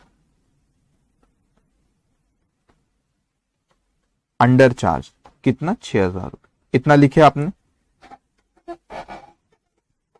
okay, 6,000, तो ये प्रॉफिट कितना आ रहा है आपका 1,50,000 माइनस 6, ये आ गया आपका 1,44,000। एक और इंपॉर्टेंट चीज है वो मैं कहता हूं, अभी पहले आप इतना लिखो। अब उसने कहा कि इसका इस साल इसको 25% से बढ़ा दो, क्वेश्चन में बोला 25% increase their of, so 1,44,000 plus 25%। Sorry इसका 25%, मल्टीप्लाई बाय 25%, वो आ रहा आपका 36,000। तो ये एक related to interest on capital के बारे में कुछ कहना है, मैं बात करूंगा। Wait, 1,44,000 plus 36, 1,80,000 less interest on capital. ये बड़ा इंटरेस्टिंग है, इंटरेस्ट ऑन कैपिटल। ठीक है, ये इंटरेस्ट ऑन कैपिटल जो है वो इस पे मैं नोट लिखा दूंगा, रेफर नोट। अब जो रेफर नोट 1, इसके नीचे यही लिखा दूंगा मैं। जब कोई पार्टनर की डेथ या रिटायर होती तो क्वेश्चन में स्पेसिफिकली बोला कि उस साल उसको इंटरेस्ट ऑन कैपिटल नहीं दे, नॉट पेएबल, उस साल उसको इंटरेस्ट ऑन कैपिटल देना नहीं है। अभी पार्टनर पीटर की डेथ हुई तो इसको नहीं देना, बाकी दो को तो देना रहेंगे, तो उन फिक्स कैपिटल पे 10, interest on capital is 10% on fix capital. तो फिक्स कैपिटल बाकी दो पार्टनर को जो पॉल का 5 और प्रिंस का 5 बोलेंगे सर फिर आपने गुडविल कैलकुलेट कर। अच्छा क्वेश्चन, एडवांस क्वेश्चन आएगा तो 15 से 20 नंबर की लाएगा। तो 5 और 5 ये 10 पे कैलकुलेट, सर आपने तो गुडविल के 20,000 का 10% निकाले, 2,000 यहां नहीं लूंगा क्योंकि वो पास्ट का प्रॉफिट था। गुडविल कैलकुलेट करते पास्ट का प्रॉफिट था, अपन करंट ईयर की बात चल रही है अभी। तो यहां पे इंटरेस्ट ऑन कैपिटल की अगर अपन बात करें बेटा, तो ये 5,000 प्लस 5,000, इसका 10% तो आता है 1,000 रुपए। तो आपका उसके बाद जो प्रॉफिट आएगा दैट इज 1,79,000। अब ये एस्टिमेटेड प्रॉफिट है पूरे साल का हुआ है ना, 2019 का। अपने को उसकी डेथ कभी 30 सितंबर, तो पिछले क्वेश्चन में बोला था कि पूरे साल को मान लो, नहीं अपने को 30 सितंबर को डेथ हुई तो 9 मंथ्स का लेना रहेगा। तो ये मैं ऐसा लिख देता हूं, estimated profit for 2019, so estimated profit up to 30th of September 2019, so 1,79,000, 1,79,000 कितने मंथ्स का, 9 मंथ्स का। ये आप ऐसे भी कर सकते हो, उसका शेयर ऑफ प्रॉफिट भी डायरेक्ट निकाल सकते हो, ऐसे कोई, चलो ठीक है, एक सेकेंड आपके लिए आसान करने के लिए मैं कर रहा हूं। पीटर्स शेयर ऑफ प्रॉफिट,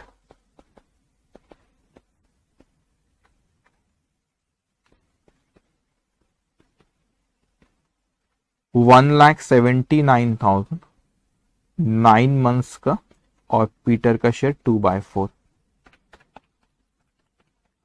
वार आपका 1,79,000 1 जनवरी को, यस 67,125। यहां पे नोट लिख लेना।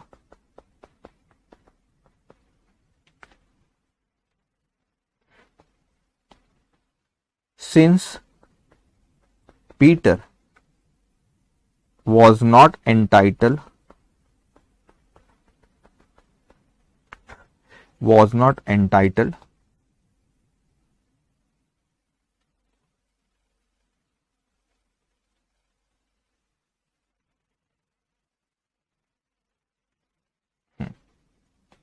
was not entitled to interest on capital,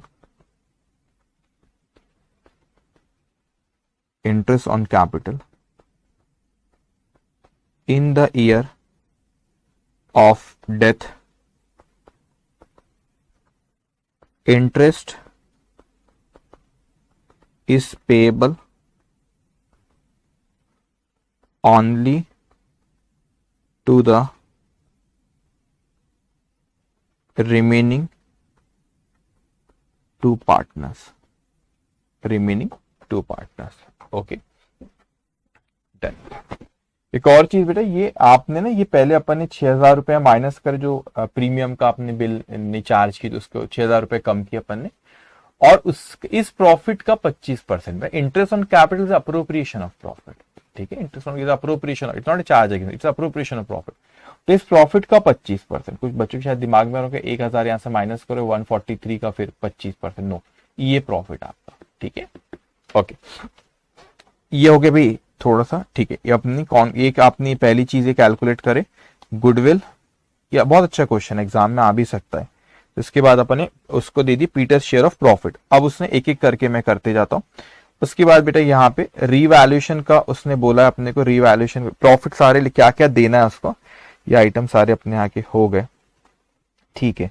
अब उसने यहाँ पे 30, एक सेकेंड, ये आपकी जेएलपी भी है ना, एक सेकेंड, ये अब चलो जेएलपी का अपन सारा कर लेते जॉइंट लाइफ पॉलिसी के ऊपर। अब देखो जॉइंट लाइफ पॉलिसी के ऊपर वो कहता है कि the firm has taken a joint life policy for ₹1 lakh. Besides, the partners had severally insured their life for ₹50,000 each. The premium in respect thereof charged to P&L account. The surrender value of the policy with 30% of the face value. ठीक है, अब यहां पे लिखो third working note.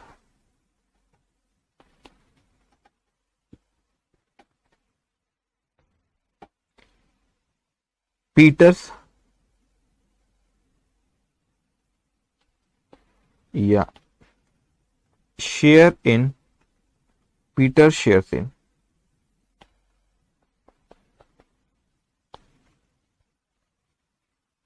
Peter's share in profit of joint life policy. Joint life policy. ध्यान से बेटा, अब देखो क्या एक जॉइंट लाइफ पॉलिसी निकाल रखी है, जॉइंट लाइफ पॉलिसी। अब इन जॉइंट लाइफ पॉलिसी में क्या हुआ था कि भाई एक पार्टनर की भी डेथ हुई तो क्लेम मिलता, तो 1 लाख रुपए की। तो यहाँ पे पीटर की डेथ हुई तो एक क्लेम मिलेगा 1 लाख रुपए का। तो ये 1 लाख रुपए यहां पे लिखो, 1 लाख रुपए का ये क्लेम मिलेगा पीटर की डेथ पे। अब उसके क्या हुआ कि मैं अब उसे इंडिविजुअली भी निकाल रखे थे, तो यहां पे maturity value of Peter's individually भी निकाल रखे थे, पीटर्स इंडिविजुअल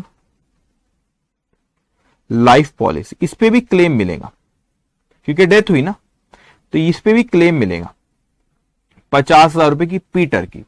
अब बाकी जो थे पीटर भैया के 50 रुपए मिल रहे अपने को, बाकी जो दो थे अब उनका सरेंडर वैल्यू पे रीवैल्यू करें क्योंकि डेथ नहीं हुई ना, तो सरेंडर वैल्यू कितने बोला 30% ऑफ फेस वैल्यू। तो अब यहां पे लिखो surrender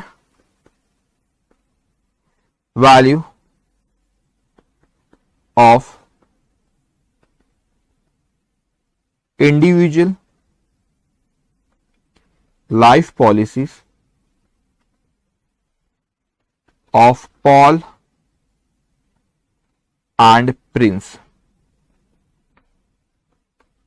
Paul and Prince 30% of face value। तो 30% ऑफ फेस वैल्यू थी उनकी 50,000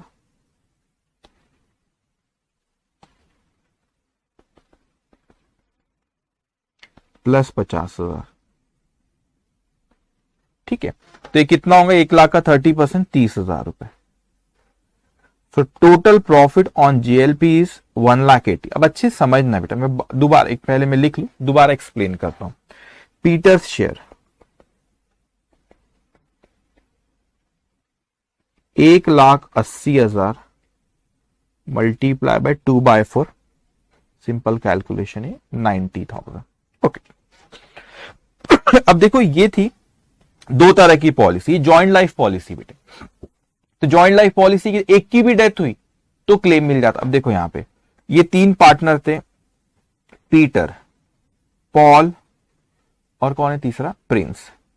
तो इसमें क्या होता है, एक की भी डेथ होती ना, एक की भी डेथ होती थी तो 1 लाख रुपए मिल जाते थे, एक की भी डेथ। अब यहां पे पीटर की डेथ होगी तो उनको क्लेम मिला 1 लाख रुपए, ठीक है। ये जेएलपी जॉइंट लाइफ पॉलिसी।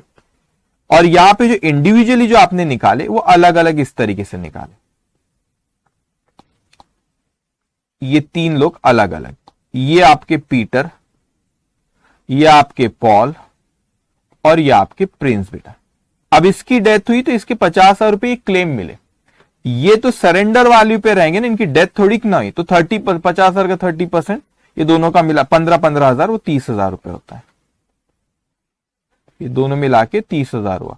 तो आपको ये क्लेम मिला, एक पीटर की डेथ हुई, तीनों में से किसी की भी तो 2 पॉलिसी अलग अलग है, ये एक मिला 50 और ये सरेंडर वैल्यू 30, ऐसे हुआ। ओके, तो ये भी दे दिया। उसके बाद उसने क्या बोला है क्वेश्चन में अपने को, एक 6,000 रुपीज का जो 2018 का था, जिसका बिल अभी कब आया बेटा, 2019 में। तो पिछले साल अपन ने अभी ये गुडविल ये सब के वक्त अपन ने उसको ले लिए, लेकिन ये 2019 का ये कौन बेयर करेंगे, जैसे वहां पे अनरिकॉर्डेड लाइबिलिटी थी ना, तो ये 6,000 रुपए यहाँ पे। सो यहां पर आप लिखेंगे थर्ड फोर्थ,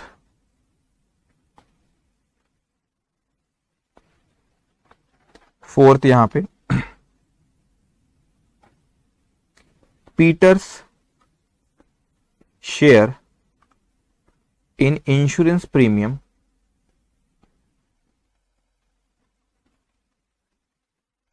undercharged.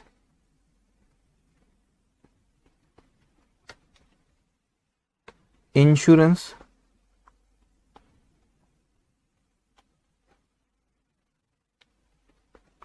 प्रीमियम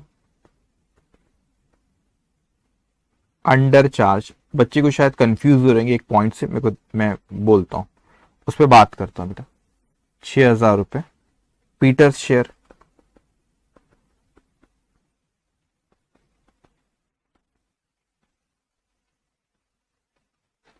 देखो मैं एक्सप्लेन कर देता हूं।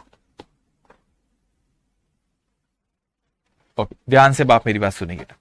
अब देखो क्या हुआ यहाँ पे कि कुछ बच्चे शायद सोच रहे कि सर आपने 6,000 रुपए माइनस कर दिया, ये आपने करंट ईयर के प्रॉफिट जब निकाल रहे थे ना बेटा, तो करंट ईयर के प्रॉफिट में आपने, उसने क्या बोला, पिछले साल का जो भी प्रॉफिट है आपका 25% से प्रॉफिट बढ़ गया, तो पिछले साल के प्रॉफिट, ये करंट ईयर के प्रॉफिट को एस्टिमेट कर रहे थे अपन, तो अपन ने उसको बराबर पिछले साल का प्रॉफिट बेस लिए 6 माइनस करे, इस साल को 25% से बढ़ाए, वैसे बराबर कैलकुलेशन अपन यहाँ पे करें। लेकिन यहाँ पे क्या, पिछले साल की अगर अपन यहाँ पे बात करें तो इस, अगर कैपिटल अकाउंट का थोड़ा दिमाग को अभी सोचा करो, अगर मैं कहता हूं कैपिटल अकाउंट में या करंट अकाउंट जहां पर भी बैलेंस जा रहा है, आपने जो प्रॉफिट हुआ 2018 में वो करंट अकाउंट में कैपिटल अकाउंट में गया बेटा, बराबर है सर। तो आपने पिछले साल प्रीमियम नहीं चार्ज किया, तो पिछले साल ज्यादा प्रॉफिट चले गया, तो उसके कैपिटल को क्या करना पड़ेगा अपने को इस बार, कम। तो बोलेंगे सर आपने तो ऑलरेडी 6, इसलिए अपन ने वो अनरिकॉर्डेड लाइबिलिटी उसको अपन माइनस कर, बोले सर यहाँ पे तो आपने ऑलरेडी कर दिए ना ये, यहाँ पे अरे भाई साहब ये करंट ईयर का प्रॉफिट बच्चे एस्टिमेट कर रहा था मैं, तो उस पिछले साल के प्रॉफिट को बेस बोला था, इसलिए पिछले साल के प्रॉफिट को बेस मान के ये 6 माइनस करके इसको बेस मान के फिर मैंने 25% यहाँ पे बढ़ाया था। ओके, यस, ठीक है। अब और एक और सारी चीजें लिख लो यहाँ पे। फिफ्थ, प्रॉफिट ऑन रीवैल्यूएशन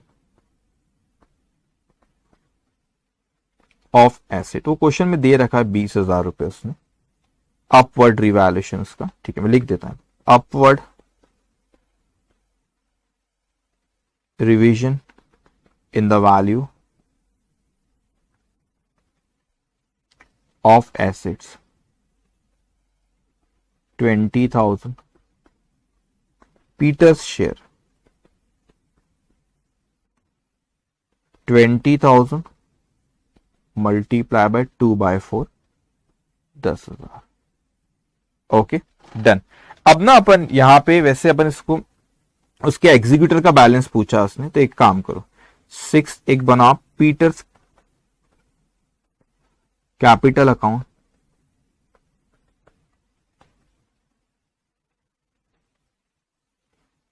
ज्यादा नहीं बना उसको, 3-4 लाइन का,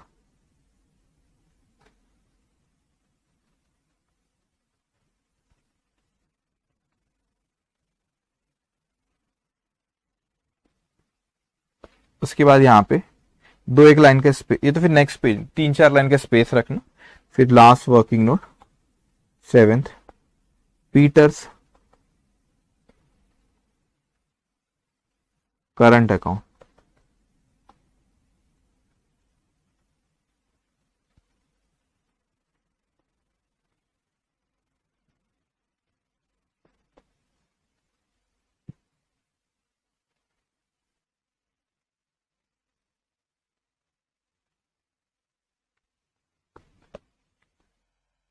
इसको ड्रॉ करो करंट अकाउंट को 6-7 लाइन का।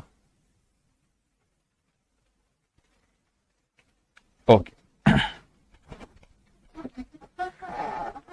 डन, लिखे आपने इतना। अब देखेंगे ध्यान से, ठीक है। अब देखो बेटा, सबसे पहले यहाँ पे इस क्वेश्चन का आपको 2 बार प्रैक्टिस भी करना है। सबसे पहले यहाँ देखो, उसके कैपिटल अकाउंट का बैलेंस है 10,5,5, तो अपने को पीटर से मतलब है 10,000। तो यहाँ पे कैपिटल अकाउंट में लिखो साल की शुरुआत में 1 जनवरी 2019 बाय बैलेंस ब्रॉड डाउन 10,000 रुपए। उसके बाद फिर यहाँ पे करंट अकाउंट का बैलेंस है 20,000 रुपए, तो यहाँ पे लिखो करंट अकाउंट में 1 जनवरी 2019 बाय बैलेंस ब्रॉड डाउन 20,000 रुपए। उसके बाद वो कहता है कि उसने ड्राइंग्स किया है यहाँ पे बिफोर, 1 मिनट, उसकी इस साल तो इंटरेस्ट अपने को देना नहीं है, साल इंटरेस्ट ऑन कैपिटल साल नहीं देना है, क्वेश्चन स्पेसिफिकली बोला। ड्राइंग्स कहीं पढ़ा था ड्राइंग्स, हाँ ड्राइंग्स पीटर ने किया यहाँ पे 10,000 रुपए की। तो यहाँ पे अब 30 सितंबर तक किया, तो ठीक है 30 सितंबर लिख लो, 2 ड्राइंग्स,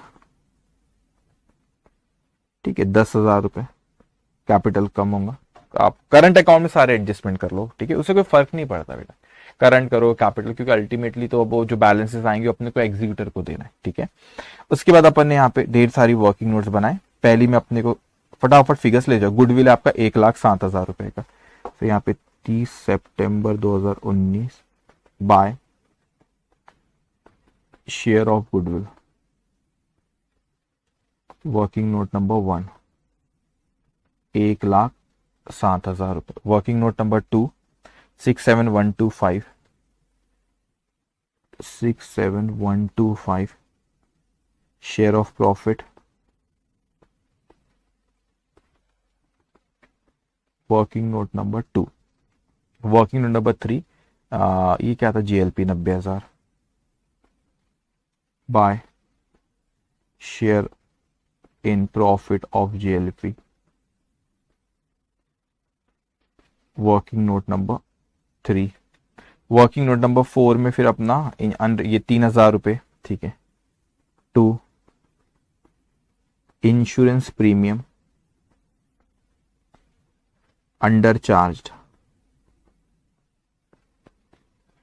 वर्किंग नोट नंबर 4 3,000। उसके बाद हाँ, रिवैल्यूएशन एक चीज ख्याल रखना, थोड़ा वर्डिंग्स पे ध्यान रखना पड़ता है। रिवैल्यूएशन को उसने स्पेसिफिकली यहाँ पे क्वेश्चन में बोला, पढ़ो इसको अच्छे से। All the assets are to be revalued on the date of retirement or death, and the profit and loss be debited or credited to the capital account. वैसे एडजस्टमेंट आप करंट में करते हैं, लेकिन कैपिटल अकाउंट उसने बोला तो इसको कैपिटल अकाउंट में लिख लेंगे।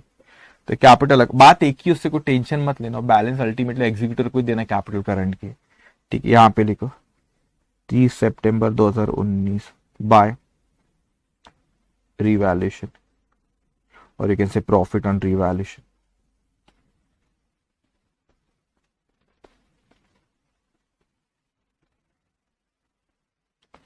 ₹10,000 10 आ रही था ना, profit on revaluation, yes. Working note number 4th नहीं, ऊपर में तो है ही भाई साहब 5th, ओके, इसको बोला यहाँ, ठीक है। पर यहाँ पे लिख लो एक, ये नोट लिख लो, ओके।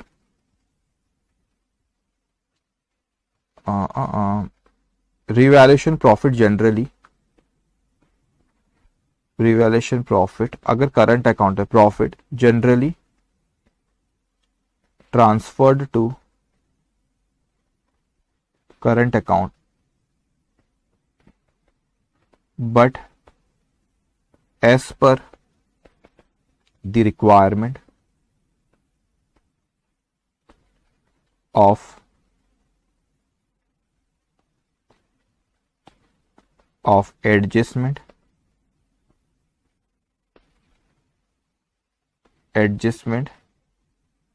एडजस्टमेंट नंबर कौन सा है वो, 5th, it is transferred to capital account.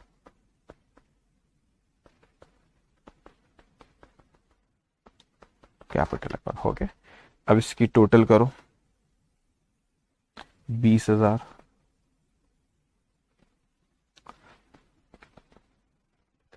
ये 30 सितंबर को, ये क्वेश्चन 2 बार प्रैक्टिस आप भी करना। एग्जीक्यूटर को ट्रांसफर करेंगे, Peter's executor account transfer.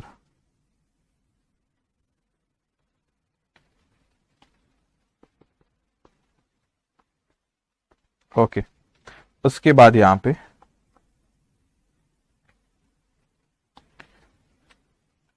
20, 1,00,000, 7, 67, 125, 90, 2,84, 125, 10 minus 3, ये 271, 120। मैं आपको कुछ कहूंगा, अभी बात पहले लिख लो आप। To Peter's executor account balance transfer. देखो अकाउंटिंग क्या चीज होती है, अकाउंटिंग में ना हमारा पर्पस सॉल्व होना चाहिए। ये बैलेंस यहां पर है और यहां पे बैलेंस है, तो अभी मैं एग्जीक्यूटर अकाउंट जो बनाया वहां पे अपन जाएंगे, पर्पस सॉल्व होना चाहिए। अब आप, मैं चाहूं तो मैं तो ये बोलूंगा कि नहीं, कैपिटल के अकाउंट को अगर आप यहां पे ट्रांसफर कर देते करंट में तो भी बैलेंस इतना था, करंट के बैलेंस को कैपिटल में ट्रांसफर कर दे तो भी बैलेंस वहां पे होता है, क्योंकि सेटल करना ना ultimately.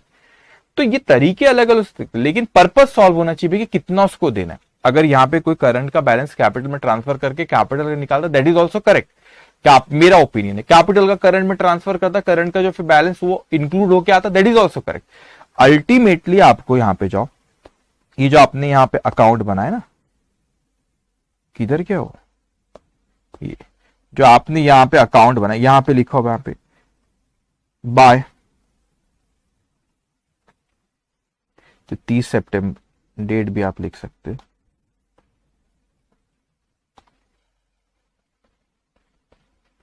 Bye Peter's capital, by Peter's current, working note number 5, working note number 6, 5, 6 नहीं थी वो, 6, 7 थी।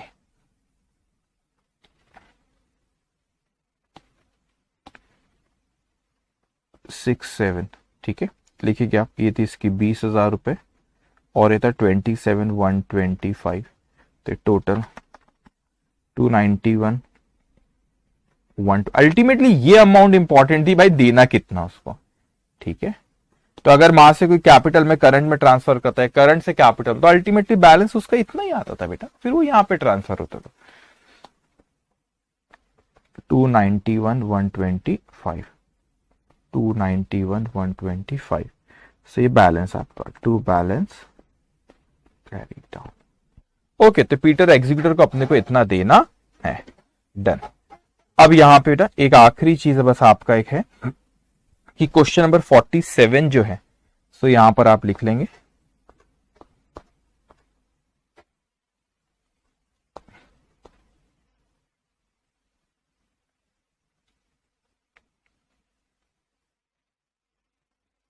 Okay, question number 47 page number 291,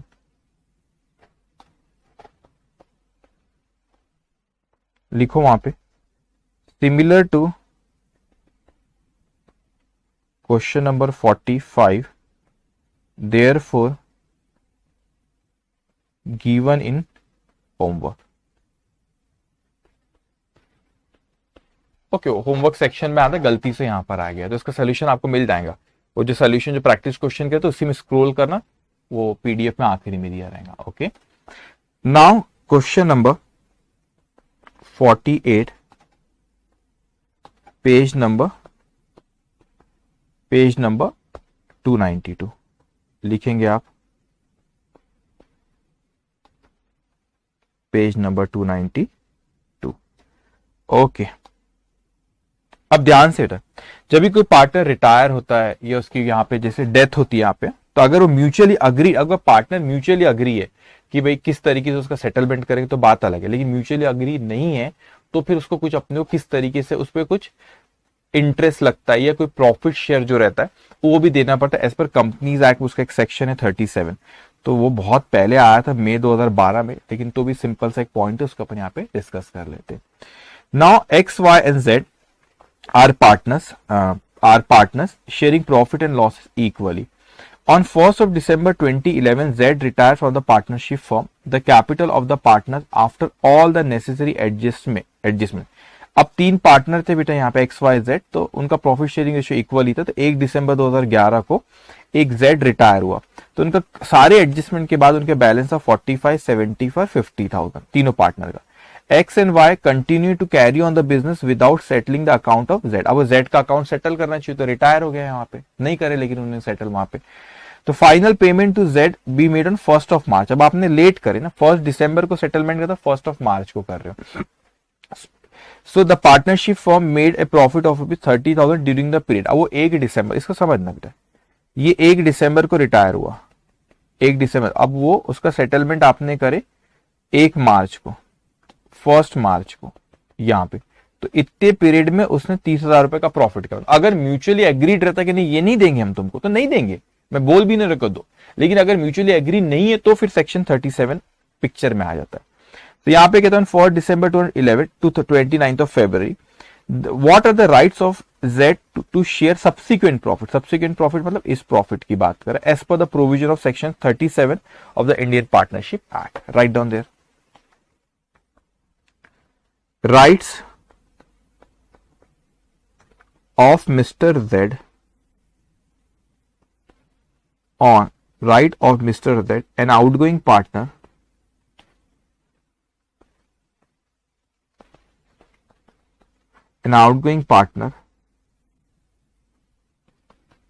to share subsequent profit as per the section 37 of Partnership Act 1932 is as follows. मैं bracket में लिख लेता हूं, if partners, अगर म्यूचुअली डिसाइड रहे तो बात अलग है। If partners have not mutually agreed otherwise, ये इंपॉर्टेंट है।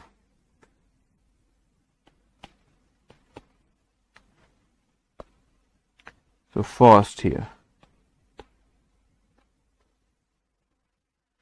interest on its balance, ये फिक्स है। अगर म्यूचुअली अग्रीड नहीं हुआ तो जो बैलेंस उस पर 6% रेट ऑफ इंटरेस्ट। तो यहाँ पे कितना अपने को देना था उसको, पार्टनर जो Z था, 50,000 रुपए इस बैलेंस का, तो 50,000 का 6% दे दो। अब कब, दिसंबर जनवरी फरवरी, 3 ही महीने में ना, 3 महीने बाद पेमेंट कर दी, तो 3/12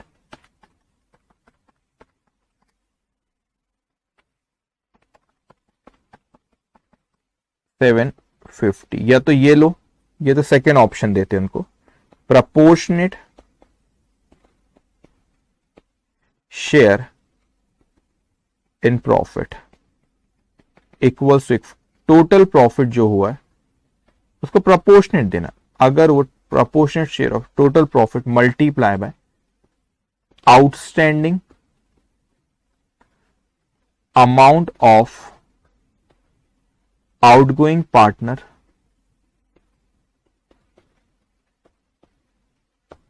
divided by capital of all partners। अब all partners तो Z तो रहा नहीं ना, इसीलिए plus balance of outgoing partner, balance of outgoing partner. तो वो उसके रिटायरमेंट के बाद प्रॉफिट उनको हुआ 30,000 रुपए का और सेटलमेंट डेट तक, लेकिन हमको उसका प्रपोर्शनेट निकालना है 50,000 डिवाइड उसका, और उसको देना कितना था टोटल 50,000 रुपए। तो कैपिटल जो यहां पर उसने बोला है 45, 75 और 50, सो 45,000 प्लस 75,000 प्लस 50,000, ये प्रपोर्शनेट बांट रहे भाई। तो 30,000 रुपए, अगर देखो 45 प्लस 75 प्लस 50 होता है 1,70,000, तो 30,000 अगर 170 है तो 50 कितना, तो आ रहा है आपका 8824 ले लो। तो यहां पे दो चीज आ रही है, एक दो चीज कौन सी आ रही है आपकी कि एक 750 रूल के हिसाब से सेक्शन 37 ये 750 दे दो, फिक्स है, 6% आपका फिक्स है, या तो फिर आपका 8824 जो प्रपोर्शनेट प्रॉफिट को बांटो फॉर्मूले के हिसाब से। तो अब जेड के पॉइंट ऑफ व्यू सोचो तो वो तो यही चाहेगा ना कि मेरे को ये दो, ज्यादा वाला क्लेम करेगा। तो यहां पे लिखो Z will claim higher of the two, that is ₹8824। दोनों क्लेम नहीं कर सकते, दो ऑप्शन दिए तो ऑब्वियसली जेड के पॉइंट ऑफ व्यू सोचो तो हायर वाला क्लेम करेगा। ओके, तो ये बहुत पहले एग्जाम में आया था लेकिन तो भी मैंने कवर कर लिया, याद रखना 6% ये फिक्स है और ये फॉर्मूला है, ठीक है। तो अगर आपने उसको सेटल कर दो, अगर आपने रिटायरिंग पार्टी को सेटल नहीं करे तो फिर उसने सेक्शन 30 और कुछ म्यूचुअली अग्रीड नहीं है कि भाई क्या कैसा करेंगे, मतलब रेट ऑफ इंटरेस्ट कुछ रहेगा नहीं रहेगा, म्यूचुअली बोलता नहीं नहीं देंगे हम रेट ऑफ इंटरेस्ट और बाकी आगे के प्रॉफिट में नहीं देंगे तो नहीं देंगे। लेकिन म्यूचुअली अग्रीड अगर नहीं है तो फिर सेक्शन 37 पिक्चर में आता है और फिर वो ये कहता है दो चीज। ओके, सो यहाँ पे ये सबसे लेंदी चैप्टर जो आपके सिलेबस का यहाँ पे खत्म होता है।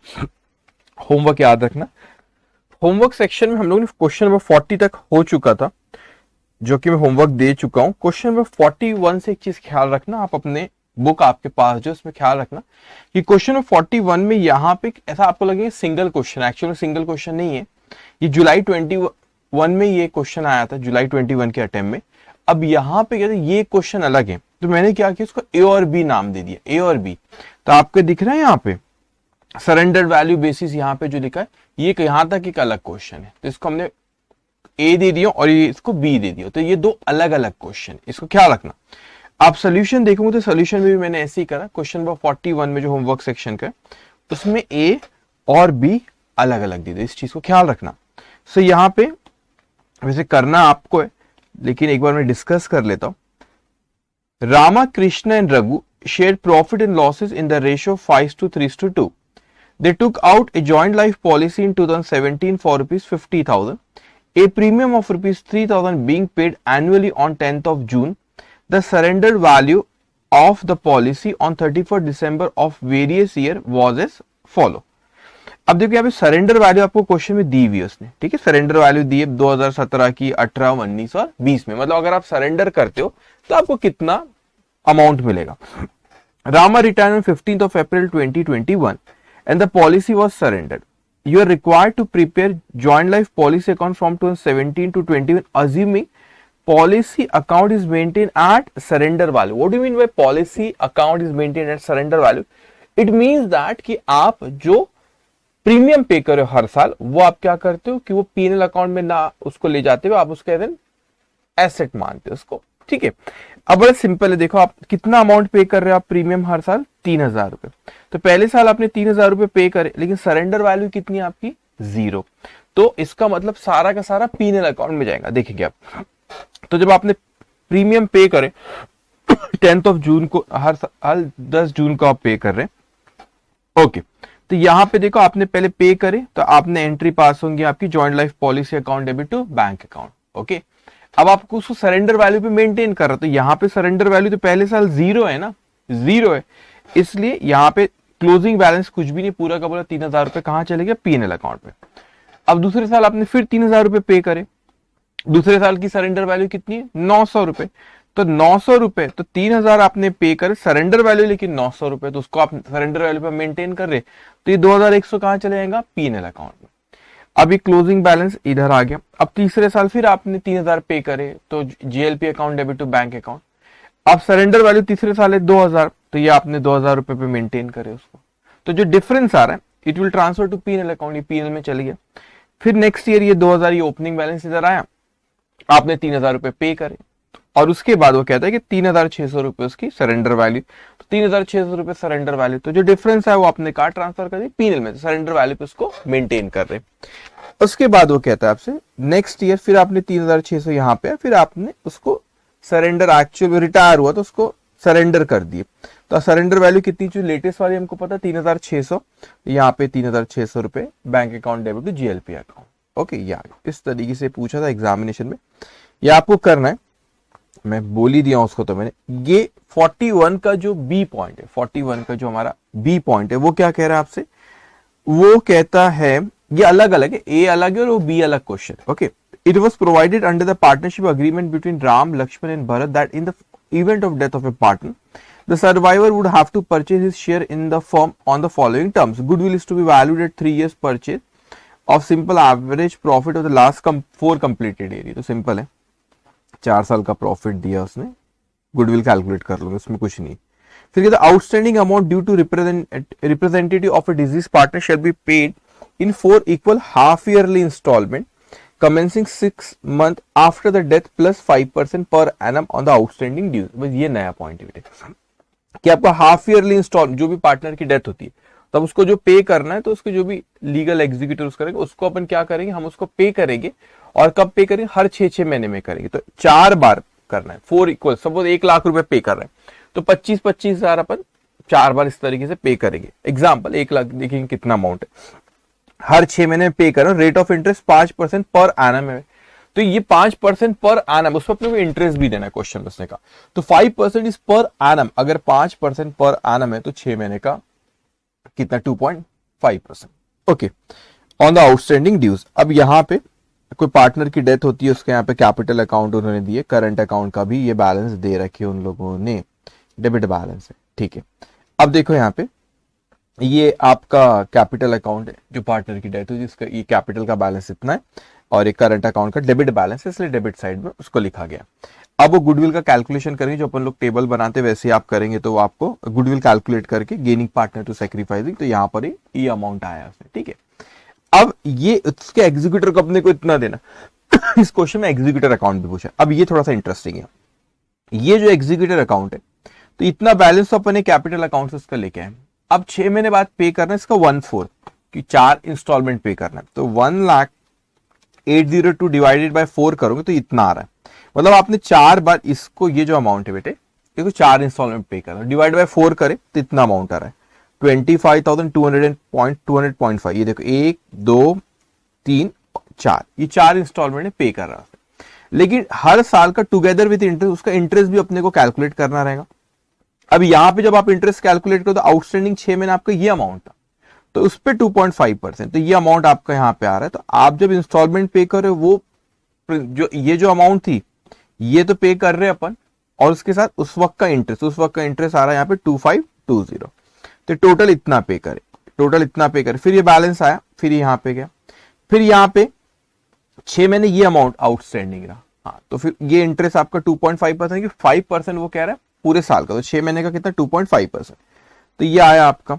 फिर आपने यहाँ पे ये अमाउंट और फिर ये अमाउंट पे करे, फिर उसके 6 महीने बाद फिर यहाँ पे आपका आउटस्टैंडिंग आपका ये अमाउंट। आप बोले सर ये आउटस्टैंडिंग कैसे रहा बताओ, अरे भाई आपने यहाँ पे इंटरेस्ट जस्ट